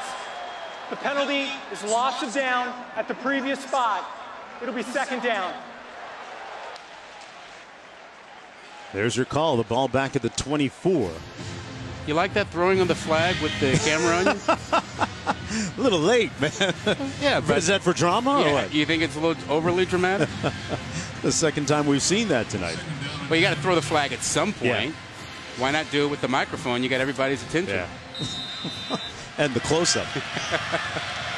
Zach Green in the backfield on 2nd and 10. Tate over the middle. Boy, he had his guy open. That was Tyrell Johnson. He was late. Tate was late. Johnson ran the post pattern. Tate held the ball a little bit too long. If he had thrown it a beat sooner, it's probably a touchdown. You got to connect on those opportunities. You got Poindexter away from the cameras, far side, 19 in white, their tallest receiver, 6'5". Right up there, Q. 3rd and 10. Wildcats haven't been in the end zone tonight. Play clock at 4. Tate tipped and caught miraculously by Ellison for the first down. Tony Ellison didn't give up on it after it was tipped. Yeah, should have been picked, but look at him. The great rollover to make sure that the ball does not touch the ground. And even when he caught it, Rod, he held it up in the air. Yeah, Nwosu had that. That was a pick for him. He didn't get it. Ellison with great concentration. And a player injured for USC, Racine Green. But boy, what a great catch by Tony Ellison, the 5'11" junior from Granite Bay, California, as you see Green come off the field. So they pick up the first down on the carom. You know, Jonesy, I want to go back to something that Q mentioned. You know, that matchup, you're in the red zone, you can get fades here. You know, you've got something out. That's the big 6'5" out there. That's the matchup Q was talking about down here. That's an opportunity. First and 10 from the 13. Tate keeps it. Picked up about 4. The ball comes out, but he was down. Tate was down on the play. The ruling on the field is that the runner was down. Second down.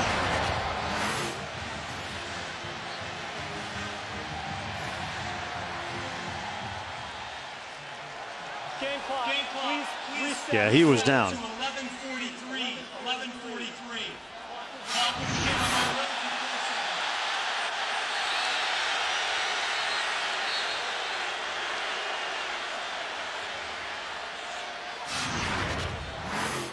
From the angle we saw earlier, it looked like he was down. Here's another one. Well, USC is trying to rip the ball out. You see the attempt there. And as he rolls over, that ball's out. Unsportsmanlike conduct on USC against the head coach. Well, that's one of the new rules this season about the head football coach staying off the field. Wow. We're being hit with an unsportsman conduct. Everybody had money on Jim Harbaugh. Ruling on the field. Dude, that's the first time I've seen that call this year that I can remember us seeing it. Yeah, they had a sideline warning earlier, and head linesman Cravon Barrett had enough. Coach ran down to the 15-yard line, pointing up to the big monitor like the ball was out, the ball was out, the ball was out. Look at it. And the linesman wasn't listening and threw the flag on the coach.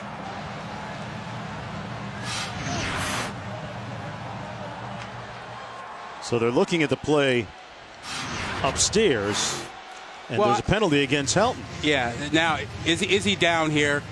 From the first angle, there was no evidence to show that the ball was out.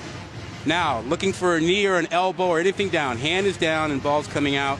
Is that knee down? Can't the right tell from that knee. That yeah. knee is obscured. It looks now like that knee was not down there, but it looks like that hand, not elbow. So that ball may not be out. I mean, he was not down. That ball comes out. Watch the hand. Hand, but not the elbow. That's a fumble. That's a fumble. No knee, no elbow, just the hand, so that ball comes out. So do you take the penalty off of Helton because he's right? Yeah, it came after this, though, so. Yeah. Now they assess it after. But theoretically, yeah, he would have been mad if they'd have gotten it right. They'd gotten it right, yeah.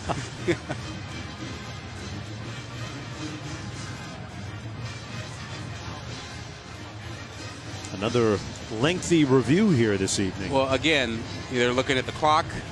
They're looking at the location. After review, the runner fumbled the ball. It was recovered by USC at the 4-yard line. The unsport conduct foul against the head coach for USC will be enforced from the 4-yard line. It'll be USC's ball, 1st and 10 at the 2-yard line. You know, Jonesy, one other little point here. If I'm a USC fan, I'm a little irritated because if they don't blow that whistle, that's a scoop and score. Yeah, they had it coming back the other way. Yeah, and that's why you tend to exercise caution and you let the play go through and then you let replay take a look at it. Yeah, with Harris and Jones were there to scoop up the loose ball. Yeah, you don't blow that whistle, you've got a chance now for Jack Jones to get a scoop and score. But because you blew the whistle on a fumble, that's not 7 points for USC when it should have been. Well, it's going to be their ball from their own 2.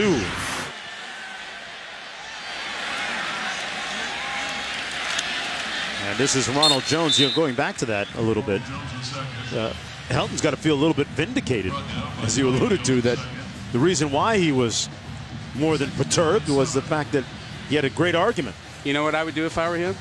I'd go, Mr. Official, I don't want you to take the penalty away, but can you at least say you're sorry? Yeah, get an apology? Yeah. You got me in principle trouble. of the matter, yeah. 2nd and 7.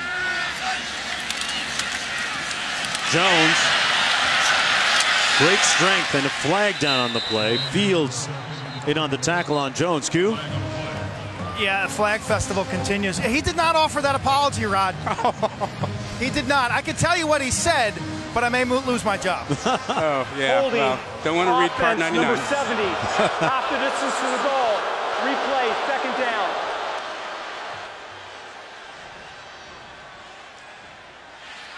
Well, this is going to come back again to the 3-yard line, and Coach Helton doing a slow simmer and boil on the sideline.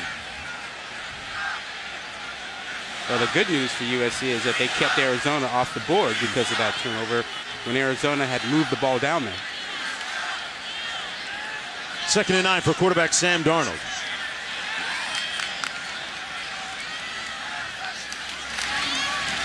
Jones put his foot in the ground and picked up about 2.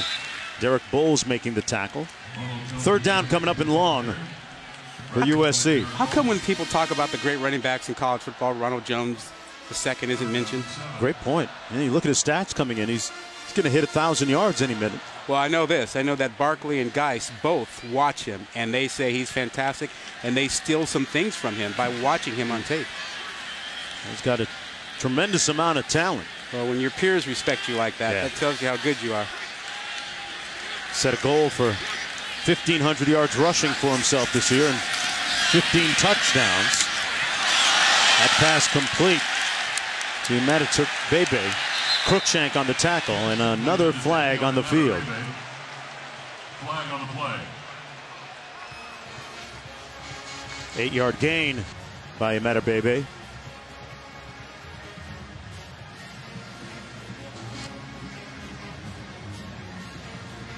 And this game has ground to a halt. A lot of laundry out there. The ruling on the field is a completed catch.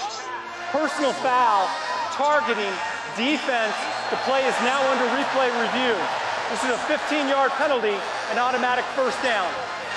Well, every week, Jonesy, this is the most controversial rule in college football, targeting. And the question here is this because of leading with the crown, or is it simply a defenseless player?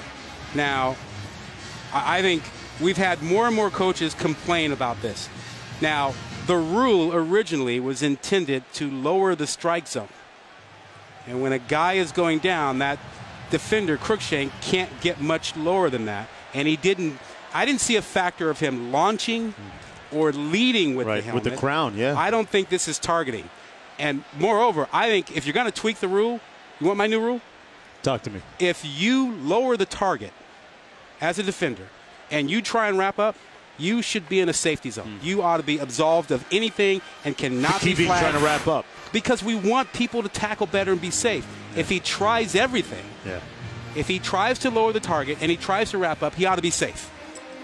And that doesn't matter if the receiver lowers or whatnot, but if you as the defender, if you lower your target and you try and wrap up, you're trying to do everything the right way. And that will make the game safer, and it won't make you lose players either. That's not the rule, but that's my rule. Yeah, there's a lot of great ideas, and that being one of them on how to make the game safer and how you legislate some of it. Well, you know, we've had coaches tell us every week. After review, there is no foul for targeting. The contact was with the player's chest. A completed pass and a 1st down for Arizona at the 13-yard line. In fairness to the officials, that is a bang play. It's hard to call. It's difficult. And everyone, including coaches who complain about the rule, think that the intent is good, making the game safer, and that works. What most coaches complain about is losing a player for a game or two when the player is trying to do the right thing. Right. Yeah, we had coaches talk about almost a flagrant 1 or flagrant 2 type scenario. There's one of the potential solutions. 1st down and 10. Back at the 13. Jones again straight ahead out to the 18-yard line. Picked up 4 on the play. You saw Coach Helton with a rather facetious applause for the official on that targeting call. Look, he's in the middle of the playoffs, he says. It's stressful every day. He sleeps at the office Monday and Tuesday nights, every week. Might have something to do with the LA traffic here. Yeah, that 405, man. Northbound, southbound's a parking lot most of the time. 2nd and 6. And Darnold slides in a little bit shy of that first down marker, about 1.5 yards, picked up 5. So it's 3rd down coming up. You watch the slide by Darnold, and nothing to that. No launching. Nope. It's wrapping up the quarterback on the ground. It's funny how we look for that almost every play now. Close to it anyway. You know, getting back to Helton and USC.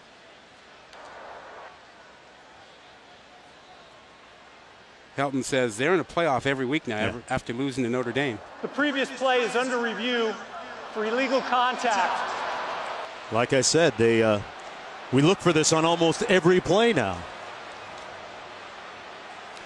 You know, some things are bang bang. You've got a quarterback who is sliding here. Now watch the defender come in. He's wrapping up and he's lowering the target. When a guy is going low and you bend down, your head's going to come down. Yeah. Yeah, I mean, he's sliding. You talk about an offensive player going low there. He's actually catching him. He's not trying to hit him or anything. This is, to me, this is a fine defensive play, and he's down as low as he can go without diving himself. I think that's a good defensive play. Yeah. I don't see a launch. I don't see a leading with the head. I don't see a leading with the forearm to get to the upper body. That's a good, solid defensive play. I have no problem with them, you know, being certain and looking at it, but that's a good play. So that last play under review with 8:53 to go in the 3rd quarter. You talked about Clay Helton hit. Here's a call. After review, there's no foul for targeting. The contact was not forcible.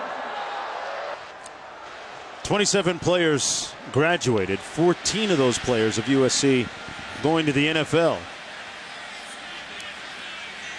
And they have rebuilt it pretty well here at USC. 7-2 coming in, 5-1 in the Pac-12 South Division.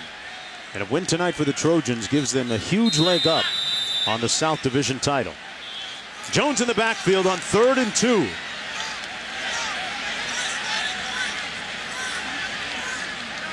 It's been a quiet night for Burnett.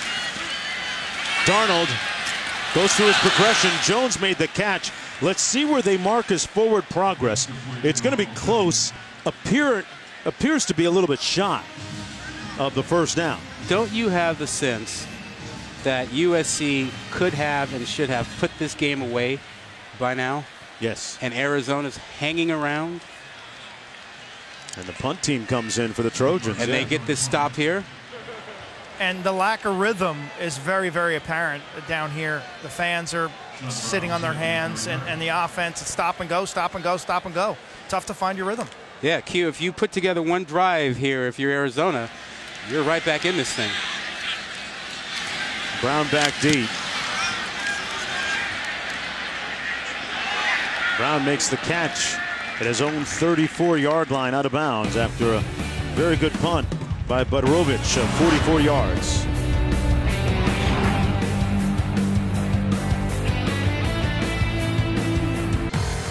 Been a rough night for Khalil Tate, a guy that exploded onto the college football scene in the month of October with 4 consecutive Player of the Week honors in the Pac-12, Rod. Yeah, they've really kind of boxed him in. A guy who had a chance with kind of the door open today because of the Heisman situation. You know, you didn't get the sense that anybody really took off except for this guy. Baker Mayfield had a big day, but everybody else really kind of struggled. And so the door's open for him. Yeah, Mayfield wasn't playing against much defense today in Oklahoma State. Tate taking a shot deep on the post. Batted away nicely, incomplete. By Harris.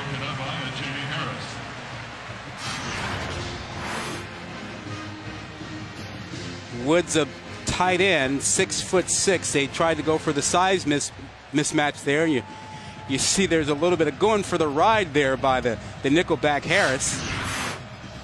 J.N.A. Harris was hanging on and managed to make the play.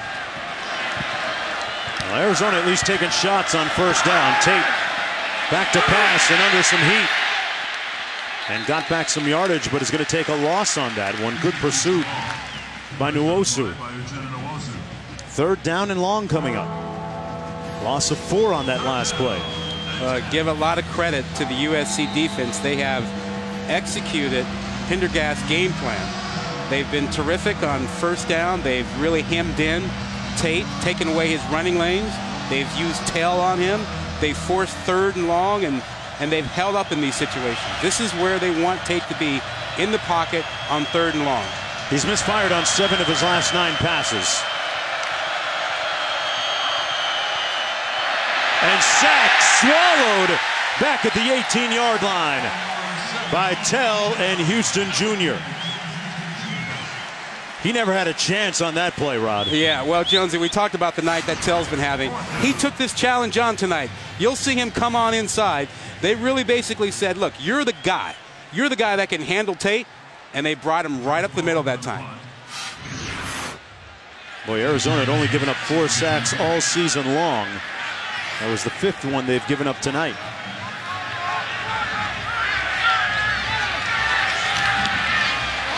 A terrible punt by Josh Pollock.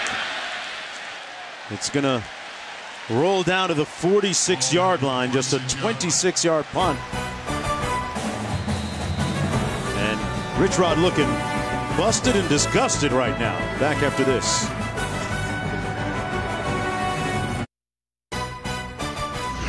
ESPN College Football, brought to you by Audi and Napa Auto Parts. Quality parts, helpful people. That's Napa know-how.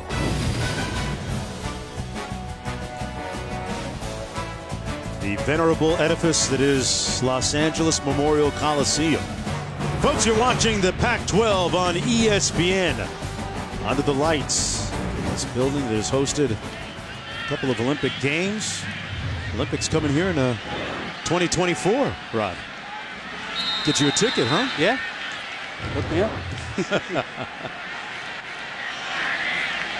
Well, it looked like a track meet early for Ronald Jones. Little play action. Darnold underneath finds his man Burnett wide open. And down to the 5, 1st and goal, Trojans. The patience that time by Darnold. He waited for Burnett to clear. He looked at him in the middle of the field, you see, didn't clear the zone, waited for him to continue on to the sideline and got him out there. That was a nice effort, great patience. And off to Jones, touchdown, put his hat down and got to the end zone.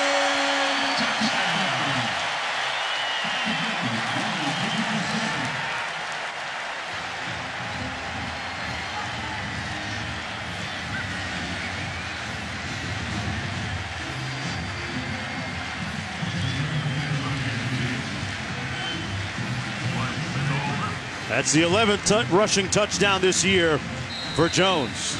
Yeah, Jonesy, for a moment it looked like they might stop that play, but not with Jones running hard and not with some good blocking inside. And USC in control. Jones with another touchdown. And with a name like Jones, balling's a habit. You know it.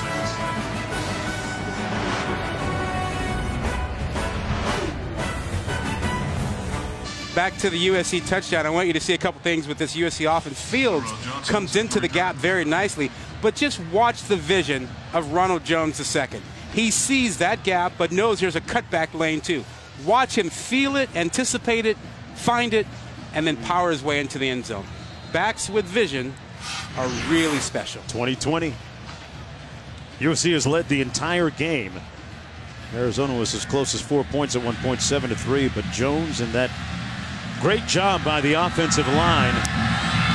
And T. Martin has really schemed a great game plan for his offense. The offensive coordinator Johnson on the kickoff return. There's a flag down as Johnson goes down, claiming somebody grabbed his face mask, a 23-yard kickoff return.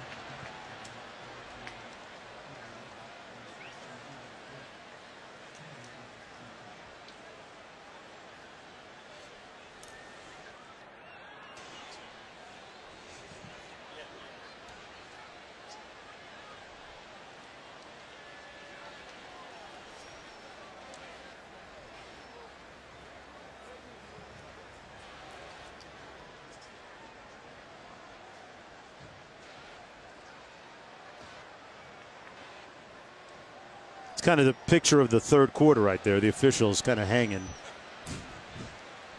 I mean, true, there's been a lot of laundry out this third quarter.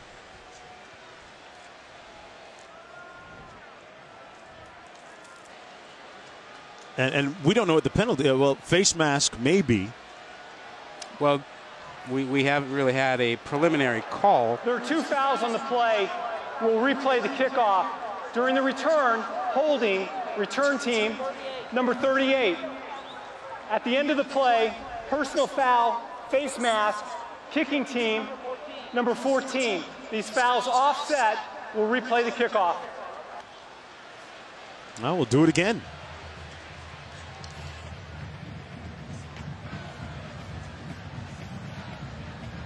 Arizona trying to keep its 4-game winning streak alive, but down 28-6. And yeah, we talked about T. Martin, the offensive coordinator for USC, scheming a great plan so far. And although he goes more by feel than by script to start the game off, his instincts have been correct and right on so far. Well, he's also one of the hot coordinators out there, with a lot of discussion about what's going on in the SEC, a lot of rumors about Tennessee, where he played and won a national championship.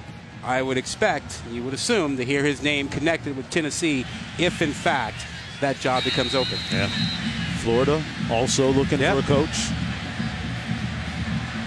Had a tough time up in Missouri today. Let's do this kickoff thing again. Johnson is going to watch it go out the back of the end zone. It'll be 1st and 10 from the 25-yard line for Arizona. Kick off your Week 9 NFL Sunday NFL Countdown at 10 a.m. Eastern on ESPN. Tom Brady's backups talk about the days with him, plus how Carson Wentz went from hometown hero to the Eagles. Then Week 9 Monday Night Football, big matchup. Lions-Packers. Monday Night Countdown kicking off at 6 p.m. Eastern time on ESPN. I know your favorite segment is the You Got Moss. You Got Moss, Randy, yeah. Some of the great catches in college football.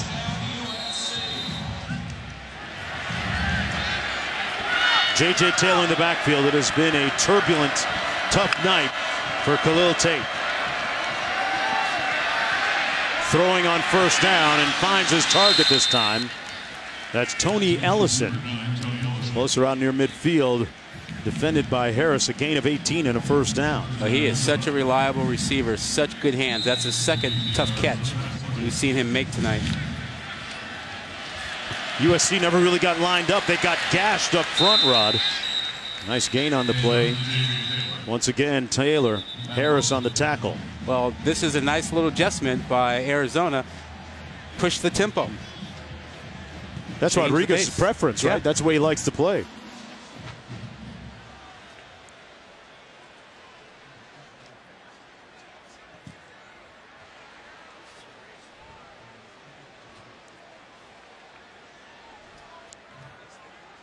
And another flag on the field.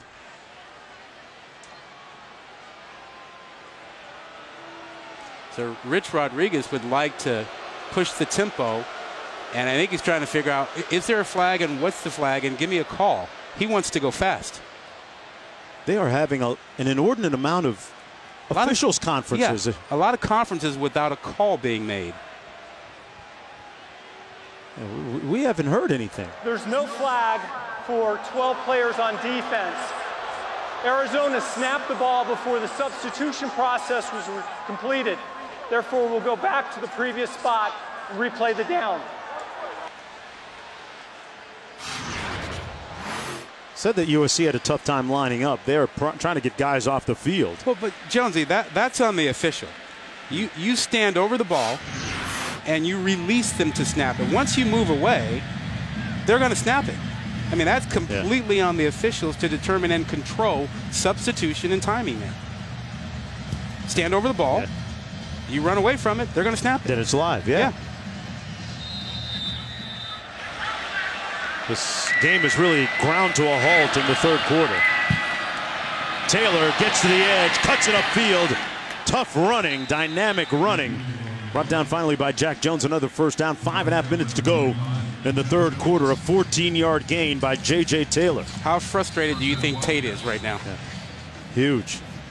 He has not gotten in rhythm. No. He owned October, got him the name Mr. October for his performance, and November tonight has not started off too well. Fires a dart complete this time to Sean Brown.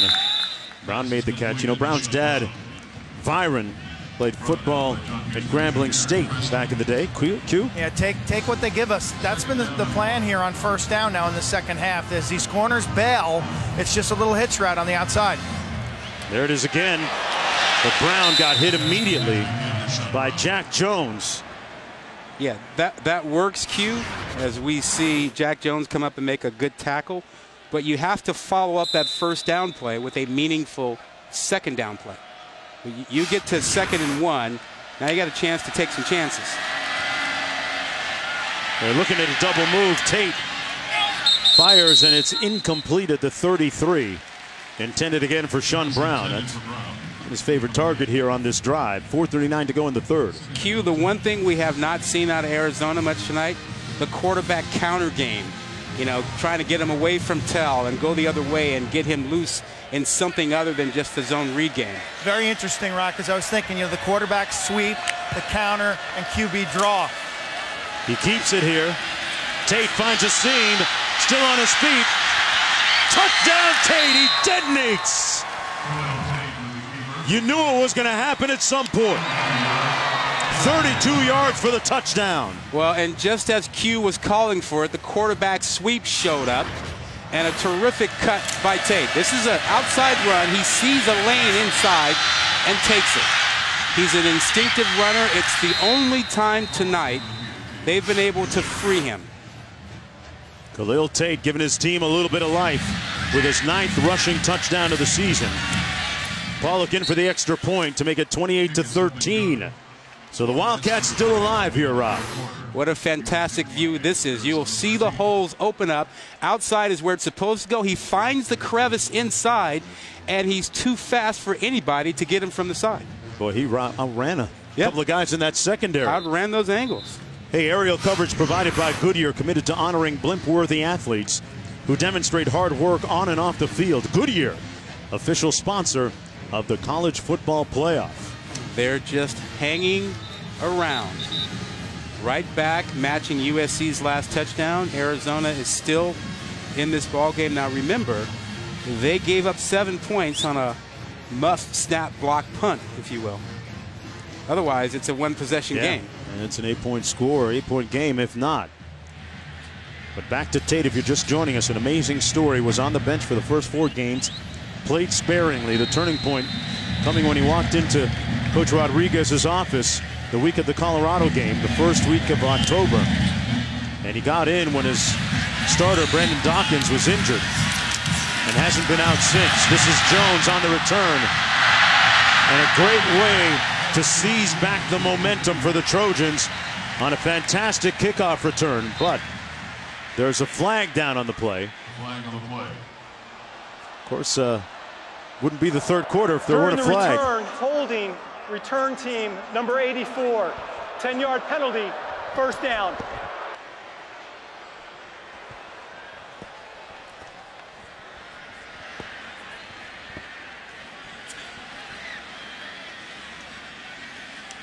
We're going to roll it back again.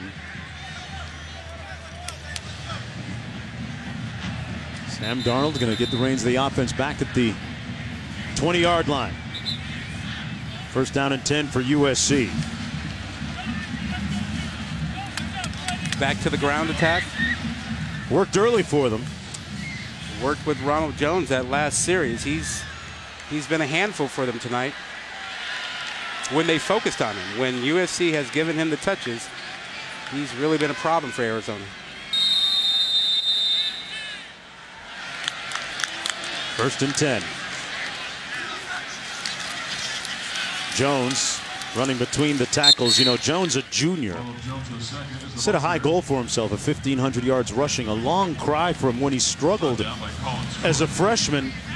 Called his mom a couple of times and his family back in Texas and thought about coming home because he was so homesick. Missed his family, his friends, and familiar surroundings. And missed his hamburgers. They didn't have no Whataburger here. You know, it's In-N-Out Burger in California. I can't believe he didn't get converted to the in-and-out version.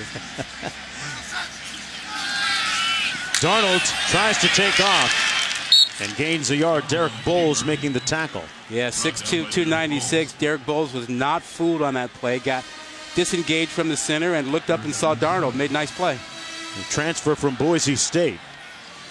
Went to Coffeyville Community College after that, then found his way to Arizona. 3rd and 7 here. Yeah, and Arizona struggles to bring pressure. They can't seem to get to Darnold, and they don't want to roll with the blitz. They don't like the matchups on the outside.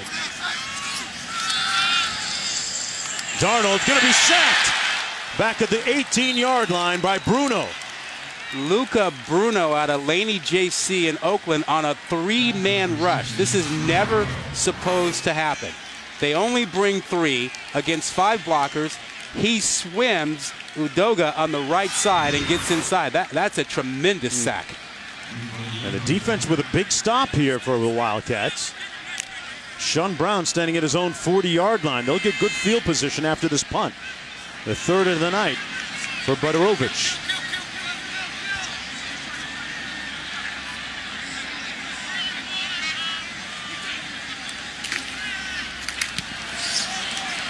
Arizona likes to come after it. And Budarovich gets off a fantastic punt. Brown got collared and brought down at the 28-yard line, and another flag on the play. And the fans are getting into it now. they catch on quick. That's the 7th flag this quarter. You think the officials have noticed the fans throwing the flags? At the end of the play, personal foul, face mask, kicking team, number 13. 15-yard penalty from the end of the play. 1st down. Well, this will give Arizona a great start. I'm not sure he got the face mask. From that angle, it looked like he got the shoulder pads. No, he got it. From he that got angle, it. That he angle, did. yeah, he got it. Yeah, he good. got it. Yep. That one absolves the officials. Yep. That was a good call. Good call.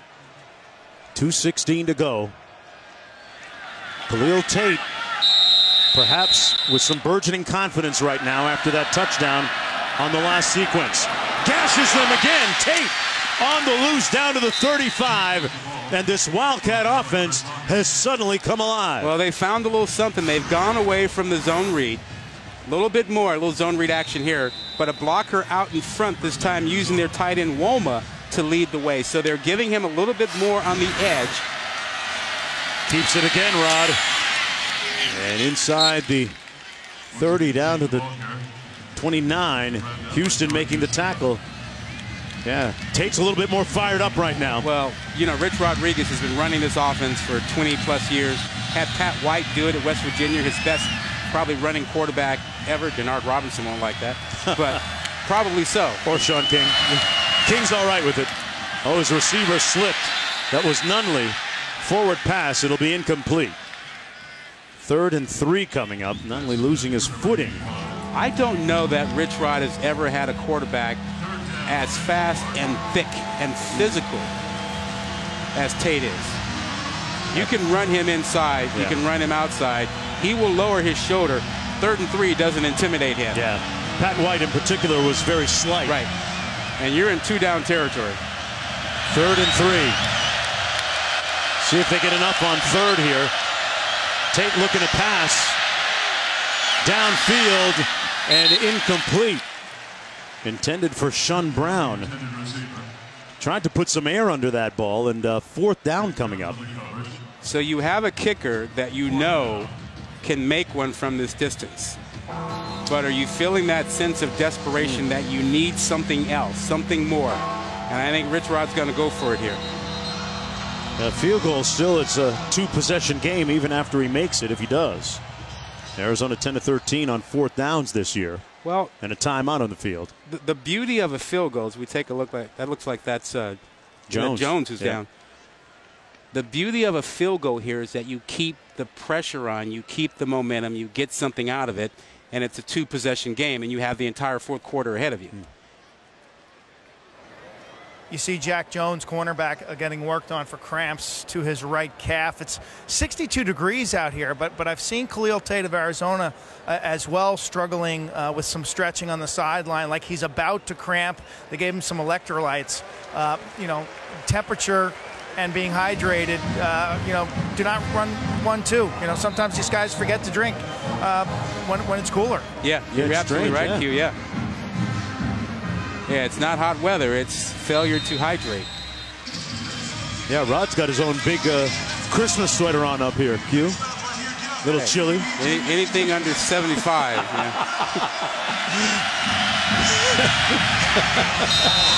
He got a hoodie on. 4th and 3. Wildcats trying to stay on the field and stay alive. 6'5" against 5'11".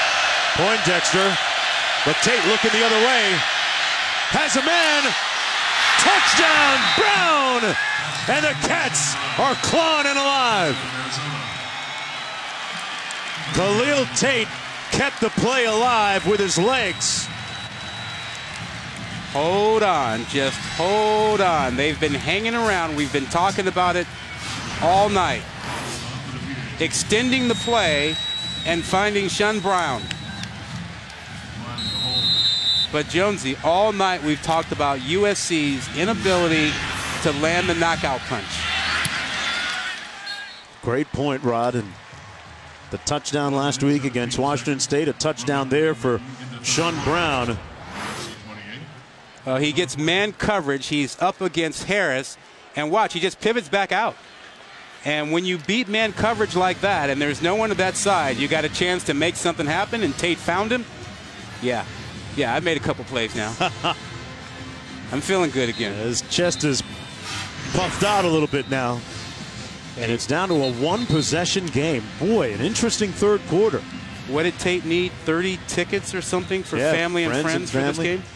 Well, it looks like the pressure and the heat's not bothering him here in the third quarter, with all of the family members coming to watch him with their scrutinizing eyes and expectations. Khalil Tate. Look, let's not forget the Pac-12 South, control of the South, is at stake tonight. And USC has dominated this game until the last couple of minutes. They had a chance to land knockout blows, and they didn't. Khalil Tate trying to just find a way to win for the Wildcats.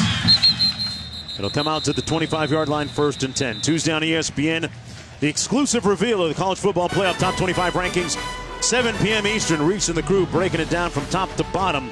Coaches' reactions as well as a live interview with Chairman Kirby Hocutt. Also streaming live on the ESPN app.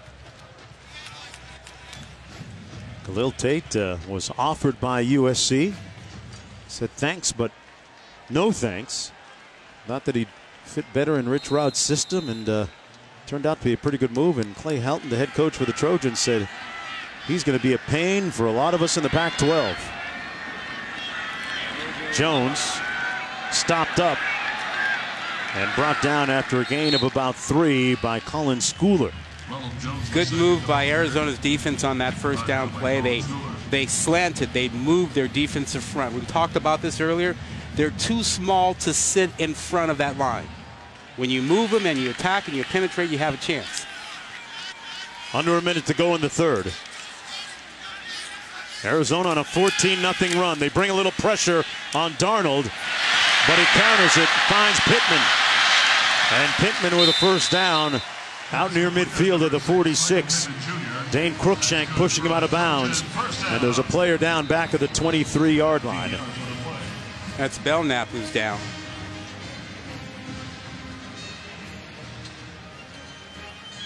Well, you already see that big club that he's got, Rod, on his right hand. And Darnold holding that left hip area and favoring his left side.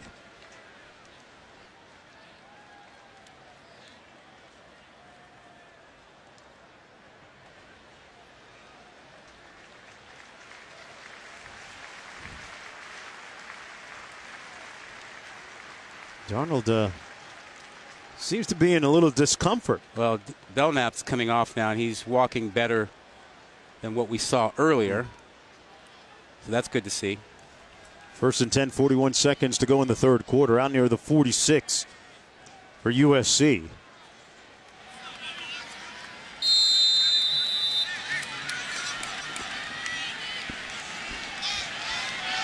Jones in the backfield.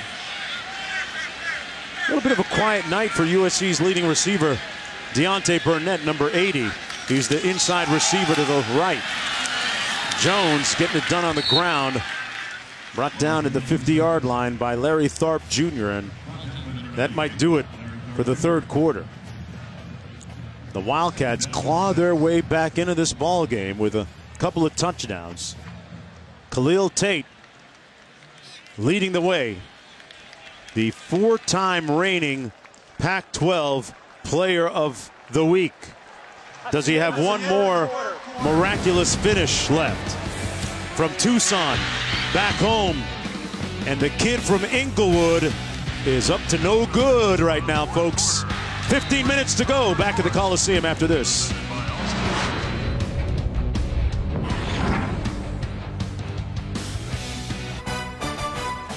And welcome back, everyone, to ESPN College Football, presented by Geico. They light the flame here for games at LA Memorial Coliseum. Arizona with a nice surge right now. They've scored 14 straight points to make it a ball game, trailing by just 8. Jones with the run, and third down coming up for USC. Not just any third down. It's a big third down. A little momentum for Arizona. USC settling in, struggling the last few plays. This could be a huge momentum changer if Arizona gets a stop. Jones in the backfield. Now motions out. Darnold into a tight window for the first down catch at the 43 to Tyler Vaughns. Nice job by Vaughn coming back to the ball that time, Q. I'm sure you noticed that. Yeah, that ball had some zip on it. Darnold's dealing with some discomfort right now. During that last time out in the huddle, he appeared to be stretching his left calf and/or Achilles on his left foot. So I was worried about his push off and his drive, but it looked pretty snappy on that last throw. Cedric Ware in the backfield. Little counter, finding a nice seam off the right side. Ware tearing up. Ware! Touchdown! Oh, they're saying he's pushed out of bounds. One official signaled touchdown. And I see a flag at the 15.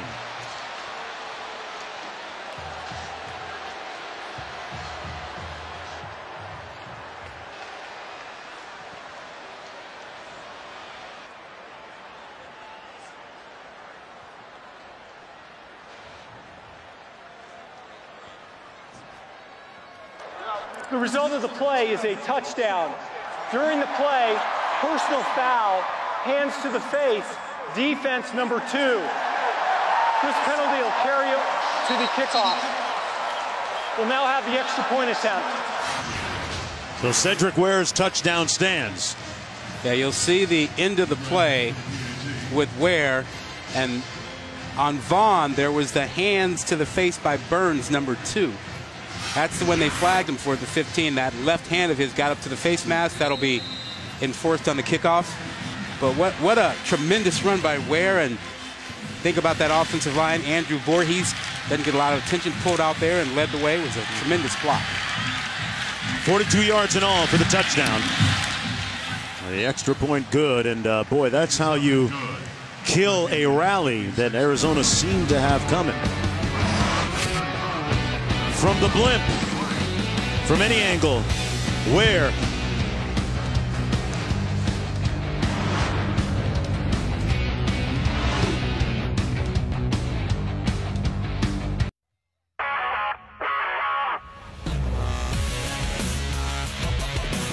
Coming up on SportsCenter after the game, big upsets in Big Ten impact of Ohio State and Penn State losses, college football playoff race.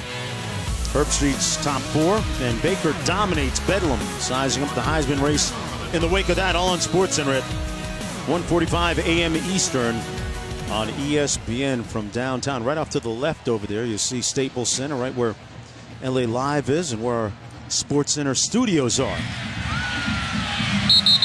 I've been in this town for a minute, going back to Tuesday, Rod. Did you drop by the Sports Center? Yeah. Got a chance to see some of the people there. Good job. Great sports week here in Los Angeles. Unfortunately, things didn't quite work out for the Dodgers, but things working out for the Trojans here tonight. Well, still a ways to go. It's a 2-score lead now, 2-possession lead for them. Can Arizona answer? Tate's been better in the second half, a little hot at times here, so can they answer it? If they can answer and keep the pressure on, this thing is not over. J.J. Taylor in the backfield. They fake the reverse, and Tate in the open field. Got a blocker in front of him. Khalil Tate waiting for his blockers patiently all the way down near the 20-yard line. And he explodes again on USC. Rich Rodriguez reaching into his bag of tricks. The fake reverse lead blocker for your quarterback. Faked it, kept them inside defensively, and boy, did he have himself a little caravan. 3 guys blocking for him. He's got a way of gliding when he runs with the football. Picking his holes. And pushed out of bounds this time at about the 16-yard line by Chris Hawkins. Well, give a lot of credit to those 2 offensive coordinators working with Rich Rodriguez, Rod Smith, Calvin McGee, reaching deep to find some things to free up Tate. Something other than the zone read. Yeah, he's at about 138 yards now on the ground. Starting to stack them up. 2nd and 5 for Arizona.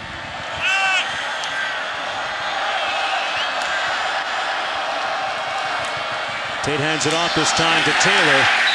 And Taylor brought down for a gain of 1 maybe on the play by Lopes.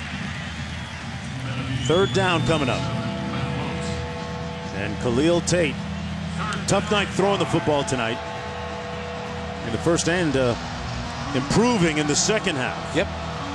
Yep, they've been a little bit more creative getting him the football in the second half.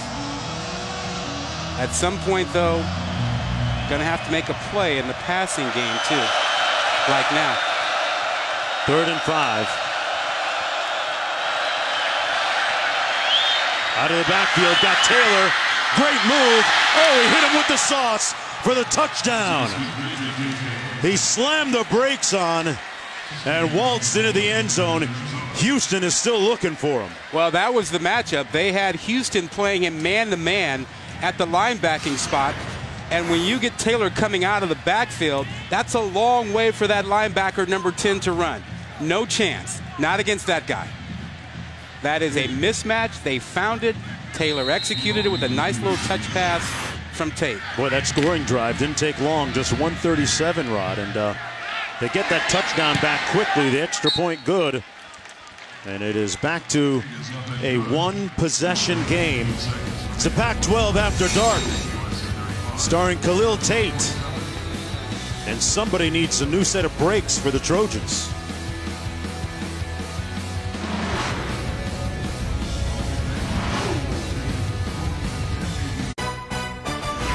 ESPN College Football is presented by Geico. 15 minutes could save you 15% or more on car insurance. And in part by Nissan, premier partner of the Heisman Trophy. And welcome back, everyone, and a great storyline tonight with a couple of very talented, dynamic quarterbacks. There's a look at the respective numbers. And the thing that you don't see is just how effective in the second half. You see the rushing numbers for Tate. Tate's been. I mean, throwing the ball, key touchdown passes to Taylor, but also changing up the run game to free him up when they got very little out of him in the first half. Tate's 2 touchdowns in his last 2 passes. Jones on the return for the Trojans. And Jones upended at the 25 and falling at the 27. First down and 10 for Sam Darnold. Q reported a moment ago that Darnold was suffering from a little bit of discomfort on the left side, the lower left side of his body. Quint? Yeah, and he continues to throw while we're at commercial break. Really focused on his footwork more than anything, and I think it has something to do with something on his left leg, the lower portion of his left leg. He's okay. He's in a little discomfort, but he was making sure that his technique was sound and that his throwing motion was unaffected. You can always hand it off to Ronald Jones, who's stacking up some good yards tonight. He runs like that. Picked up about 3 on the play. Well, at least Darnold will have something interesting to talk about on his podcast with Will Ferrell, right? Yeah. Amongst other celebrities and stars he has on his podcast. I think that's fascinating. I think he ought to be getting, credit for that podcast he does on kind of a weekly basis and has invited guests, and one of those guests was Will Ferrell. Not bad. Communications major.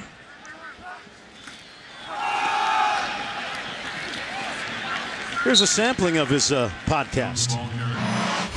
Bringing our guest on the Season of Sam podcast, Will Ferrell. How do you know it's really me, though? That's the question. A Will Ferrell vocal impersonator. Yeah, I'm just kind of hoping it's you, honestly. Not bad. Ferrell, a big fan. Yeah, he said he's a big fan of Ferrell's. He said his favorite movie is Elf, because he and his family used to watch that an awful lot. I'm kind of a Step Brothers guy myself when it comes to his movies. Talladega Nights, Ricky Bobby, and those thin little pancakes. I love those things. 3rd and 4. That pass incomplete. And in the words of Ferrell, you're the first or you're last. And the Trojans last on that possession. They'll have to punt. Just say I love crepes, Ricky Bobby. 4th and 4. And Arizona going to get the football back here on a 3 and out. Arizona's defense already has more 3 and outs this year than they had all of last year. Oh, we talked about momentum. Score, stop. You've got momentum. And Arizona has it now. Low snap. And a good punt by Bedorovic. A line drive, though, returnable. Still on his feet, Brown. Into Trojan territory, dancing around and brought down finally at the 47-yard line. Think about what's happened, Jonesy. We've gone from a score for Arizona to a 3 and out to a special teams play and a 1-possession game in the 4th quarter. You want momentum? Wildcats have it.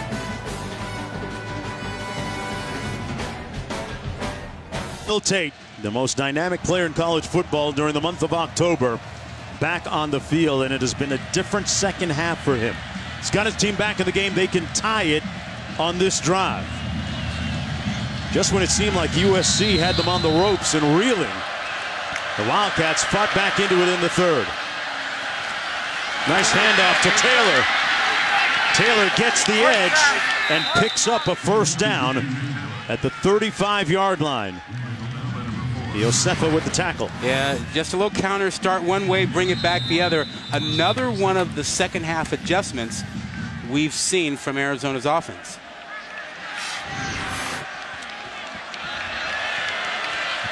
First down and 10. Tate pulls it out and put it on spin cycle and picked up a couple of yards. Nwosu making the tackle for USC. Jonesy, I thought 2 really good adjustments in the second half for Arizona. One was going away from the zone read, using some other things to get Tate involved. The quarterback sweep, little counter, that sort of thing. And then the matchup, the man-to-man passing matchup between Taylor as a running back with the linebackers. Those 2 adjustments have helped them in the second half. 2nd and 9.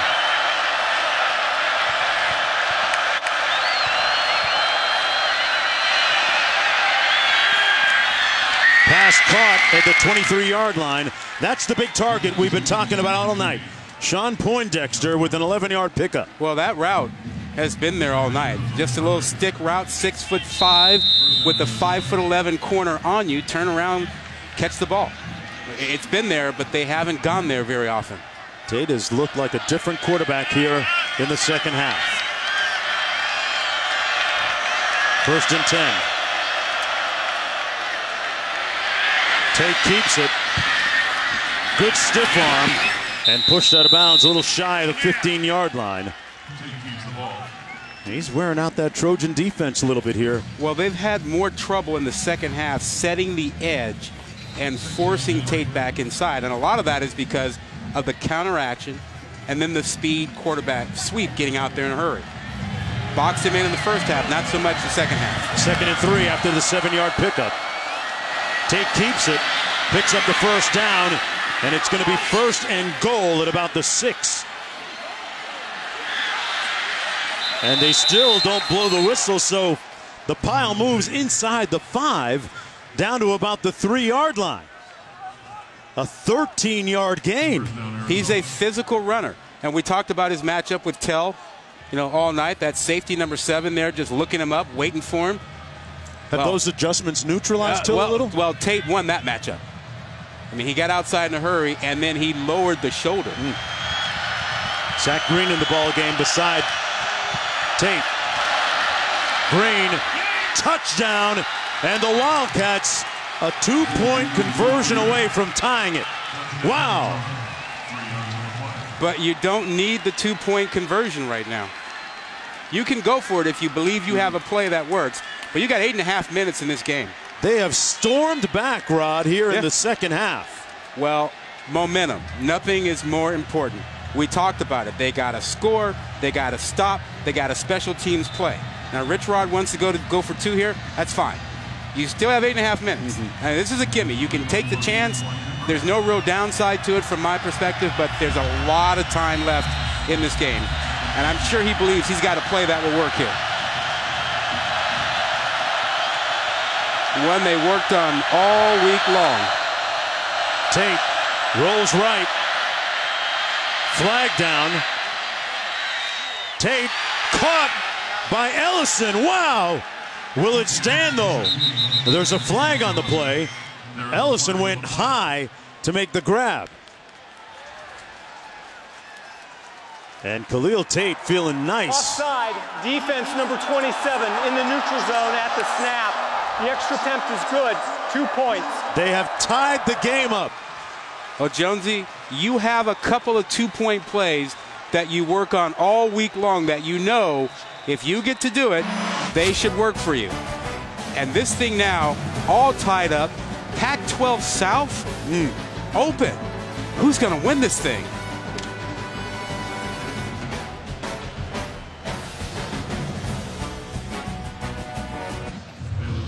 We are knotted at 35 with 8:23 to play. The Pac-12 South Division on the line here tonight. The winner of this game has a leg up on the rest of the field. Both teams with 1 loss in conference play. Arizona at 5-1. Clay Helton's USC Trojans at 5-1 as well. Jones on the return. And brought down right around the 30-yard line. And boy, you really feel the momentum in favor of that Wildcat defense. And Sam Darnold has been largely ineffective here in the last few possessions. And the air has sort of gone out of the stadium. You look at Darnold's numbers, 2 TDs, 1 pick, 224 yards, and a little bit out of balance here in the second half for USC. Going back between the rushing attack and trying to get Darnold comfortable, and then he looked like there was something bothering his left leg. Cedric Ware in the backfield. Burnett in motion in the slot. Darnold steps up and delivers a strike to Vaughns. Vaughns becoming a very reliable number 2 receiver for the Trojans. Picks up 14 and a first down. He was the number 1 receiver coming out of high school last year, redshirted because there were so many other talented receivers, and he's emerged this year as a go-to guy. From the 47, Ware, flag down. Boy, Ware showing good burst tonight. Flanagan fouls, making the tackle. Let's see if this stands with 7:35 to go. A signal hold. Holding, offense number 72. 10-yard penalty, replay, first down. So, Jonesy, just to back up for a minute, remember Clay Helton said every week is a playoff game for USC now.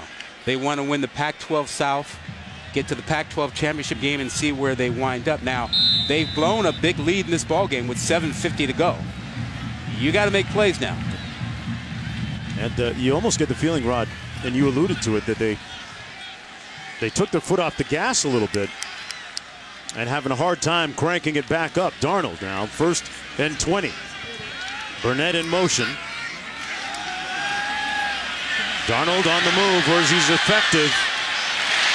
On the sideline, complete to Pittman Jr. for the first down at the 42.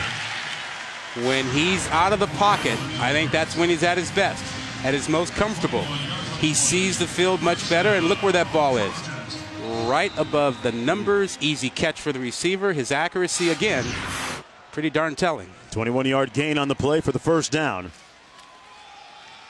Ware stoned with nowhere to go. That's going to be a loss.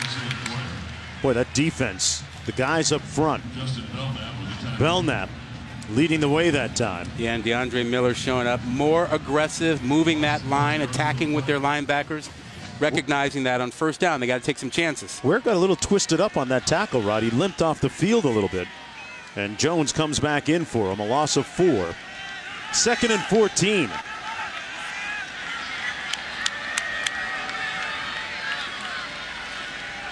Burnett in motion.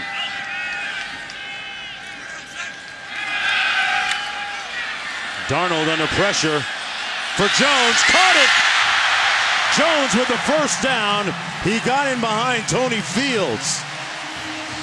Well, Arizona has become more aggressive to bring pressure. They've gone to man coverage, and you got a matchup that simply doesn't work. You got Fields trying to handle Jones out of the backfield. That's a linebacker on a running back. That never works. Darnold rolling out again. Hits the edge. Complete to Burnett. One more look at that throw, and he dropped a dime in there. Yeah, now watch Jones. He's in the backfield. Now he's matched up with Fields. He understands it. Just run right by him. And Darnold finds him, Q. Perfectly thrown ball. Darnold rolling to his left. I'm standing at the 18-yard line saying there's no way he can make this throw. And the touch was in stride to perfection. Probably the best touch throw I've seen all season. 2nd and 7. Could be more where that came from, Q. Jones on the ground this time. Keeps those legs going. Brought down at the 1-yard line. Tried to body surf his way into the end zone, but the officials mark him a yard shy. His vision is phenomenal. When he sees a lane, he hits it. How about the leg churning at the end? You'll see that just a football length short. Jones leaving no doubt this time. Touchdown USC.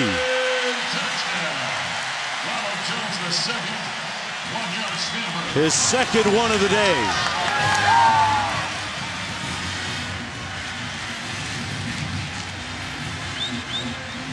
Well over 100 yards for Jones on the night, joining his teammate Ware. This one he waltzed in, 24 carries, 115 yards. Couple of scores. A great way to answer that touchdown by the Wildcats a moment ago. Not to mention it gave the USC defense a chance to catch its breath. Yeah, Quinn had mentioned the fact they looked a little bit fatigued on one of those last drives. 7 plays, 72 yards, 2:46 on the clock. And Sammy D living up to his end of the quarterback battle. These two guys are dueling. Yeah. They are dueling.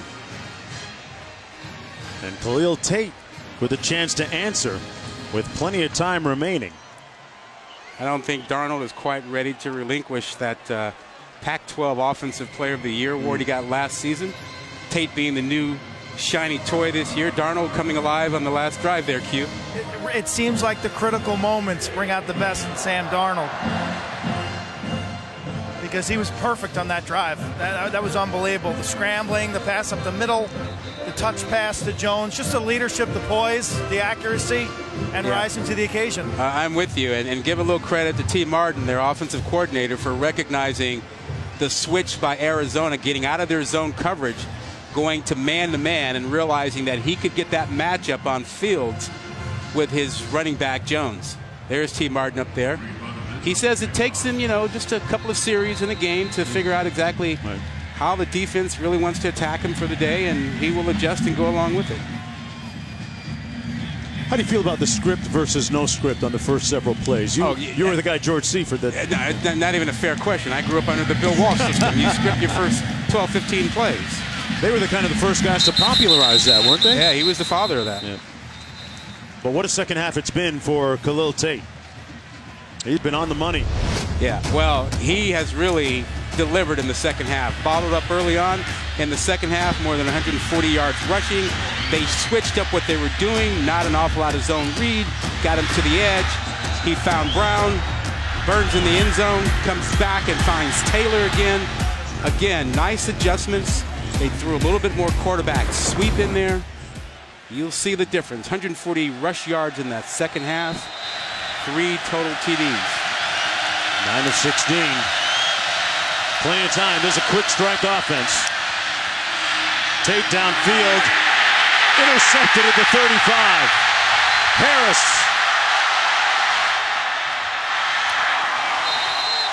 Harris with the turnover. Interception by J.A. Harris. Looked like a miscommunication between Tate and his receiver downfield. Well, he threw to the middle of the field, and Ellison went to the sideline. And that's a first down play where you don't have to force it if you don't know it's there. Watch it. He throws it back across his body to the middle of the field. That ball's got to be thrown outside. That was intended for Ellison, and you can understand the emotions of Rodriguez and his quarterback. Yeah, I mean, the safe throw is outside, and, Ellison was not far enough inside to lead him that way. So the Trojans with the football. 5:23 to go. And USC giving it to Jones. Ware, who's back in the ball game. USC has the type of offense with the way they've run the ball tonight, Rod, to put the pressure on this Wildcat defense, because they can kill a lot of clock here with the way they've been running the ball successfully. Yeah, their yardage has been good tonight. 300 last year against Arizona. Well over 200 tonight. 2nd and 7. Under 5 minutes to go.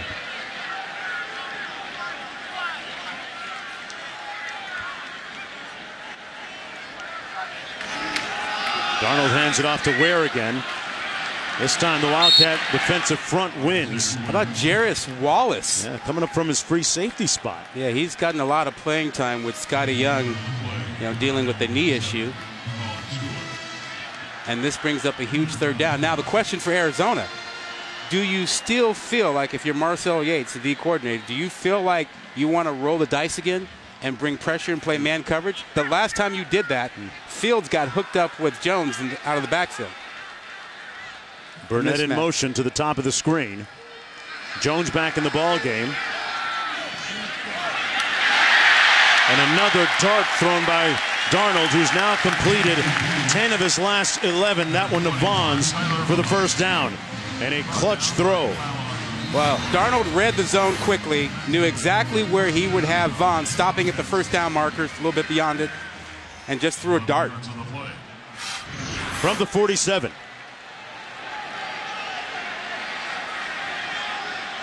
Ten of 11 in the second half for the quarterback who some feel is the best quarterback on the board in April if he decides to come out. Jones still on the loose. Jones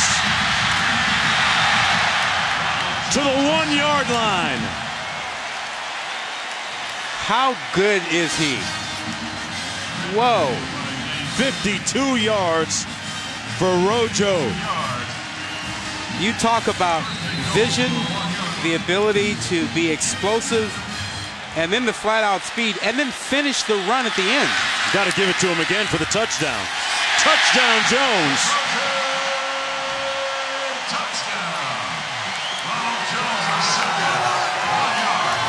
And he hits him with the silencer. His third touchdown of the day. And it was all set up by that interception. And then it was set up with his run, that beautiful run where he showed you the speed after the vision, and watch the power to finish this, finish the run. He is determined to finish it, fights all the way through. And then the very last waltz into the end zone. Another score for him. That one, a disheartening, disconcerting one for that Wildcat defense. And this was absolutely a walk through the park there for him to get that touchdown. That left side of the offensive line owned Arizona's defense. Boy, he and Ware tonight on the ground have done a fantastic job. Well, we wondered in that second quarter, why USC went away from the rushing attack. They were dominating and they went to the passing attack. But here again in the fourth quarter, back to it and shortening the game, getting a 2-score lead now. Over 600 yards of total offense tonight for the USC Trojans. And a win tonight gives them a little bit of room and an upper leg on the South Division title in the Pac-12. Well, where it will leave them is really one game from clinching the South. A win next week or a loss by their closest challengers will give them that title. And, we talked about USC not having a bye all season long, playing 12 straight weeks. Well, they may be happy about that if they close out the South, because then they'll get a bye before the Pac-12 championship game. They'll have 2 weeks to get healthy and rested and ready to play instead of 1 week. Oh, great point. 3:09 to go. Trojans looking for their 8th win of the season against 2 losses. It'll come out first down and 10 at the 25 to Khalil Tate. How he bounces back in the remaining 3:09 from the interception that led to a touchdown that might have sealed the deal will say a lot about Tate, you think, going forward on the season after a spectacular month of October. Right. Well, we've already seen him bounce back. After that first half, he bounced back in the second half of this game. First down and 10 from the 25.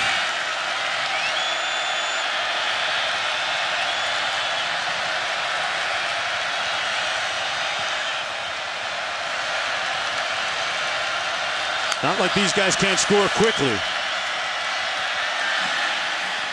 Tate downfield into traffic. Incomplete. Rod, those are the throws as we see another flag thrown on the play. Those are the throws that have been getting Tate in trouble tonight. Yeah, there have been a couple of those that have been an issue, but none like the holding defense number 27. 10-yard penalty, automatic first down. Certainly the pick on that last series for Arizona was the one really big mistake we've seen from him tonight. They didn't have a lot going in the first half. They got him loose in the second half, but then that pick was the one thing that you'd have to say was a big mistake by him. It was only first down. They had plenty of time to make plays, and he forced something that really wasn't there. I really love the way that Rich Rodriguez has helped him out in the second half with some of the various adjustments that they've made. Tate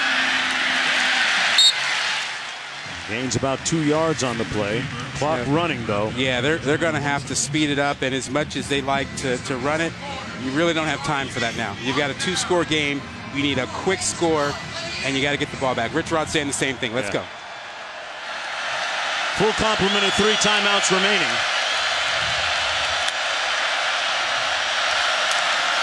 Deep drop by Tate. Fires incomplete. Intended for Ellison. Stops the clock with 2:28 to go. 3rd and 8 coming up.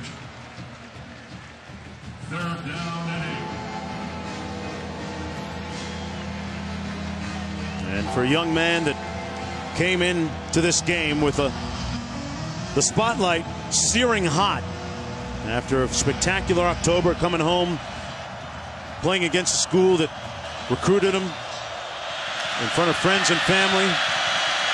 Expectations suddenly high. Pass intercepted, stolen by Houston. Wow! And that should do it. It was a great throw to Brown. Brown actually had it taken away by Houston. He had picked up the first down. This is a bullet, an absolute bullet that's thrown right to him. He's got it, couldn't handle it. And look at Houston. I'll take that. How about that presence? That looks good. First down. Oh, no, it's not. Give me that. Give me all that. This was tied at 35. And then USC rallied with 14 consecutive points. What a game for Houston, who had the scoop and score recovery off the block punt for the first touchdown of the night. And then now, seemingly, a definitive play to close the deal for USC. Jones down to the 23. Boy, Ronald Jones thinking about putting up 2 bills in this game. Listen, 200. We've talked about his first-round talent. Whether he comes out next spring, whether he's drafted in the first round, that's unclear, but he's got first-round talent. Arizona, their first charge timeout of the half. This will be a 30-second timeout. Second week in a row that USC has gone over 600 yards in offense. Ronald Jones rushing for 194 yards, 3 touchdowns, 27 carries. Total of 630 yards of total offense. And well, that was after 216 for Jones last week against Arizona State. He's rolling. And to think that as a freshman he was homesick and wasn't quite sure that USC was a place for him. I think he's happy with that decision now. Yeah, a bunch of touches will cure homesickness. Highly regarded by his peers. Saquon Barkley says he checks out his tape, looks for tips he can pick up. Aaron Geis says the same thing. So his peers know how good he is as a running back. Guy that initially committed to Oklahoma State.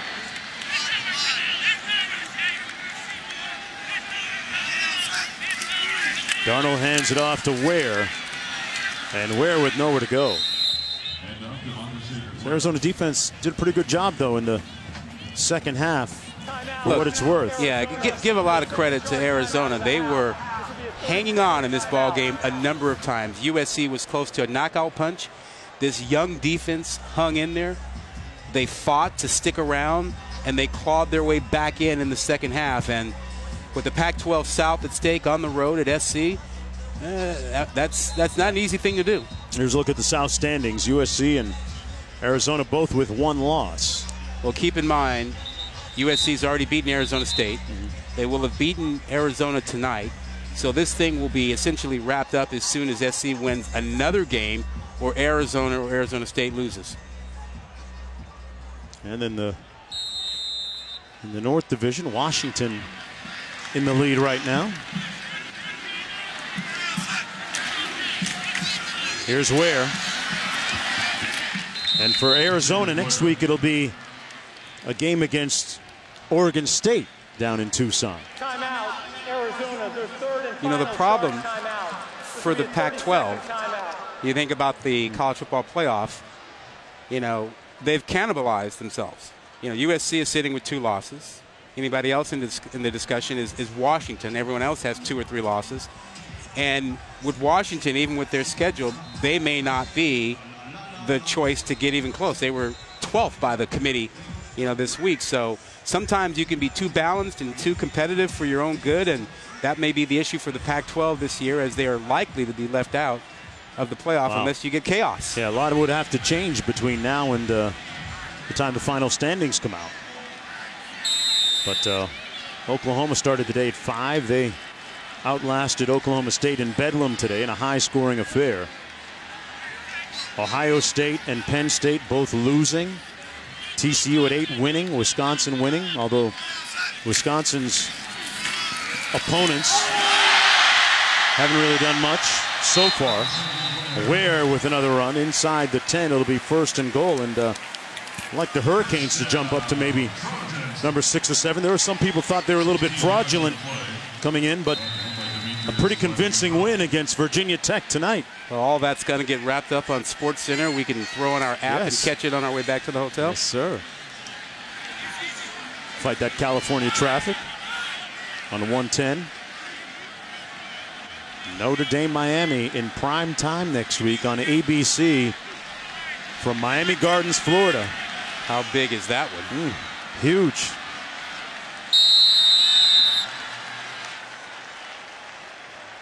Notre Dame, of course, number 3 in the college football playoff standings.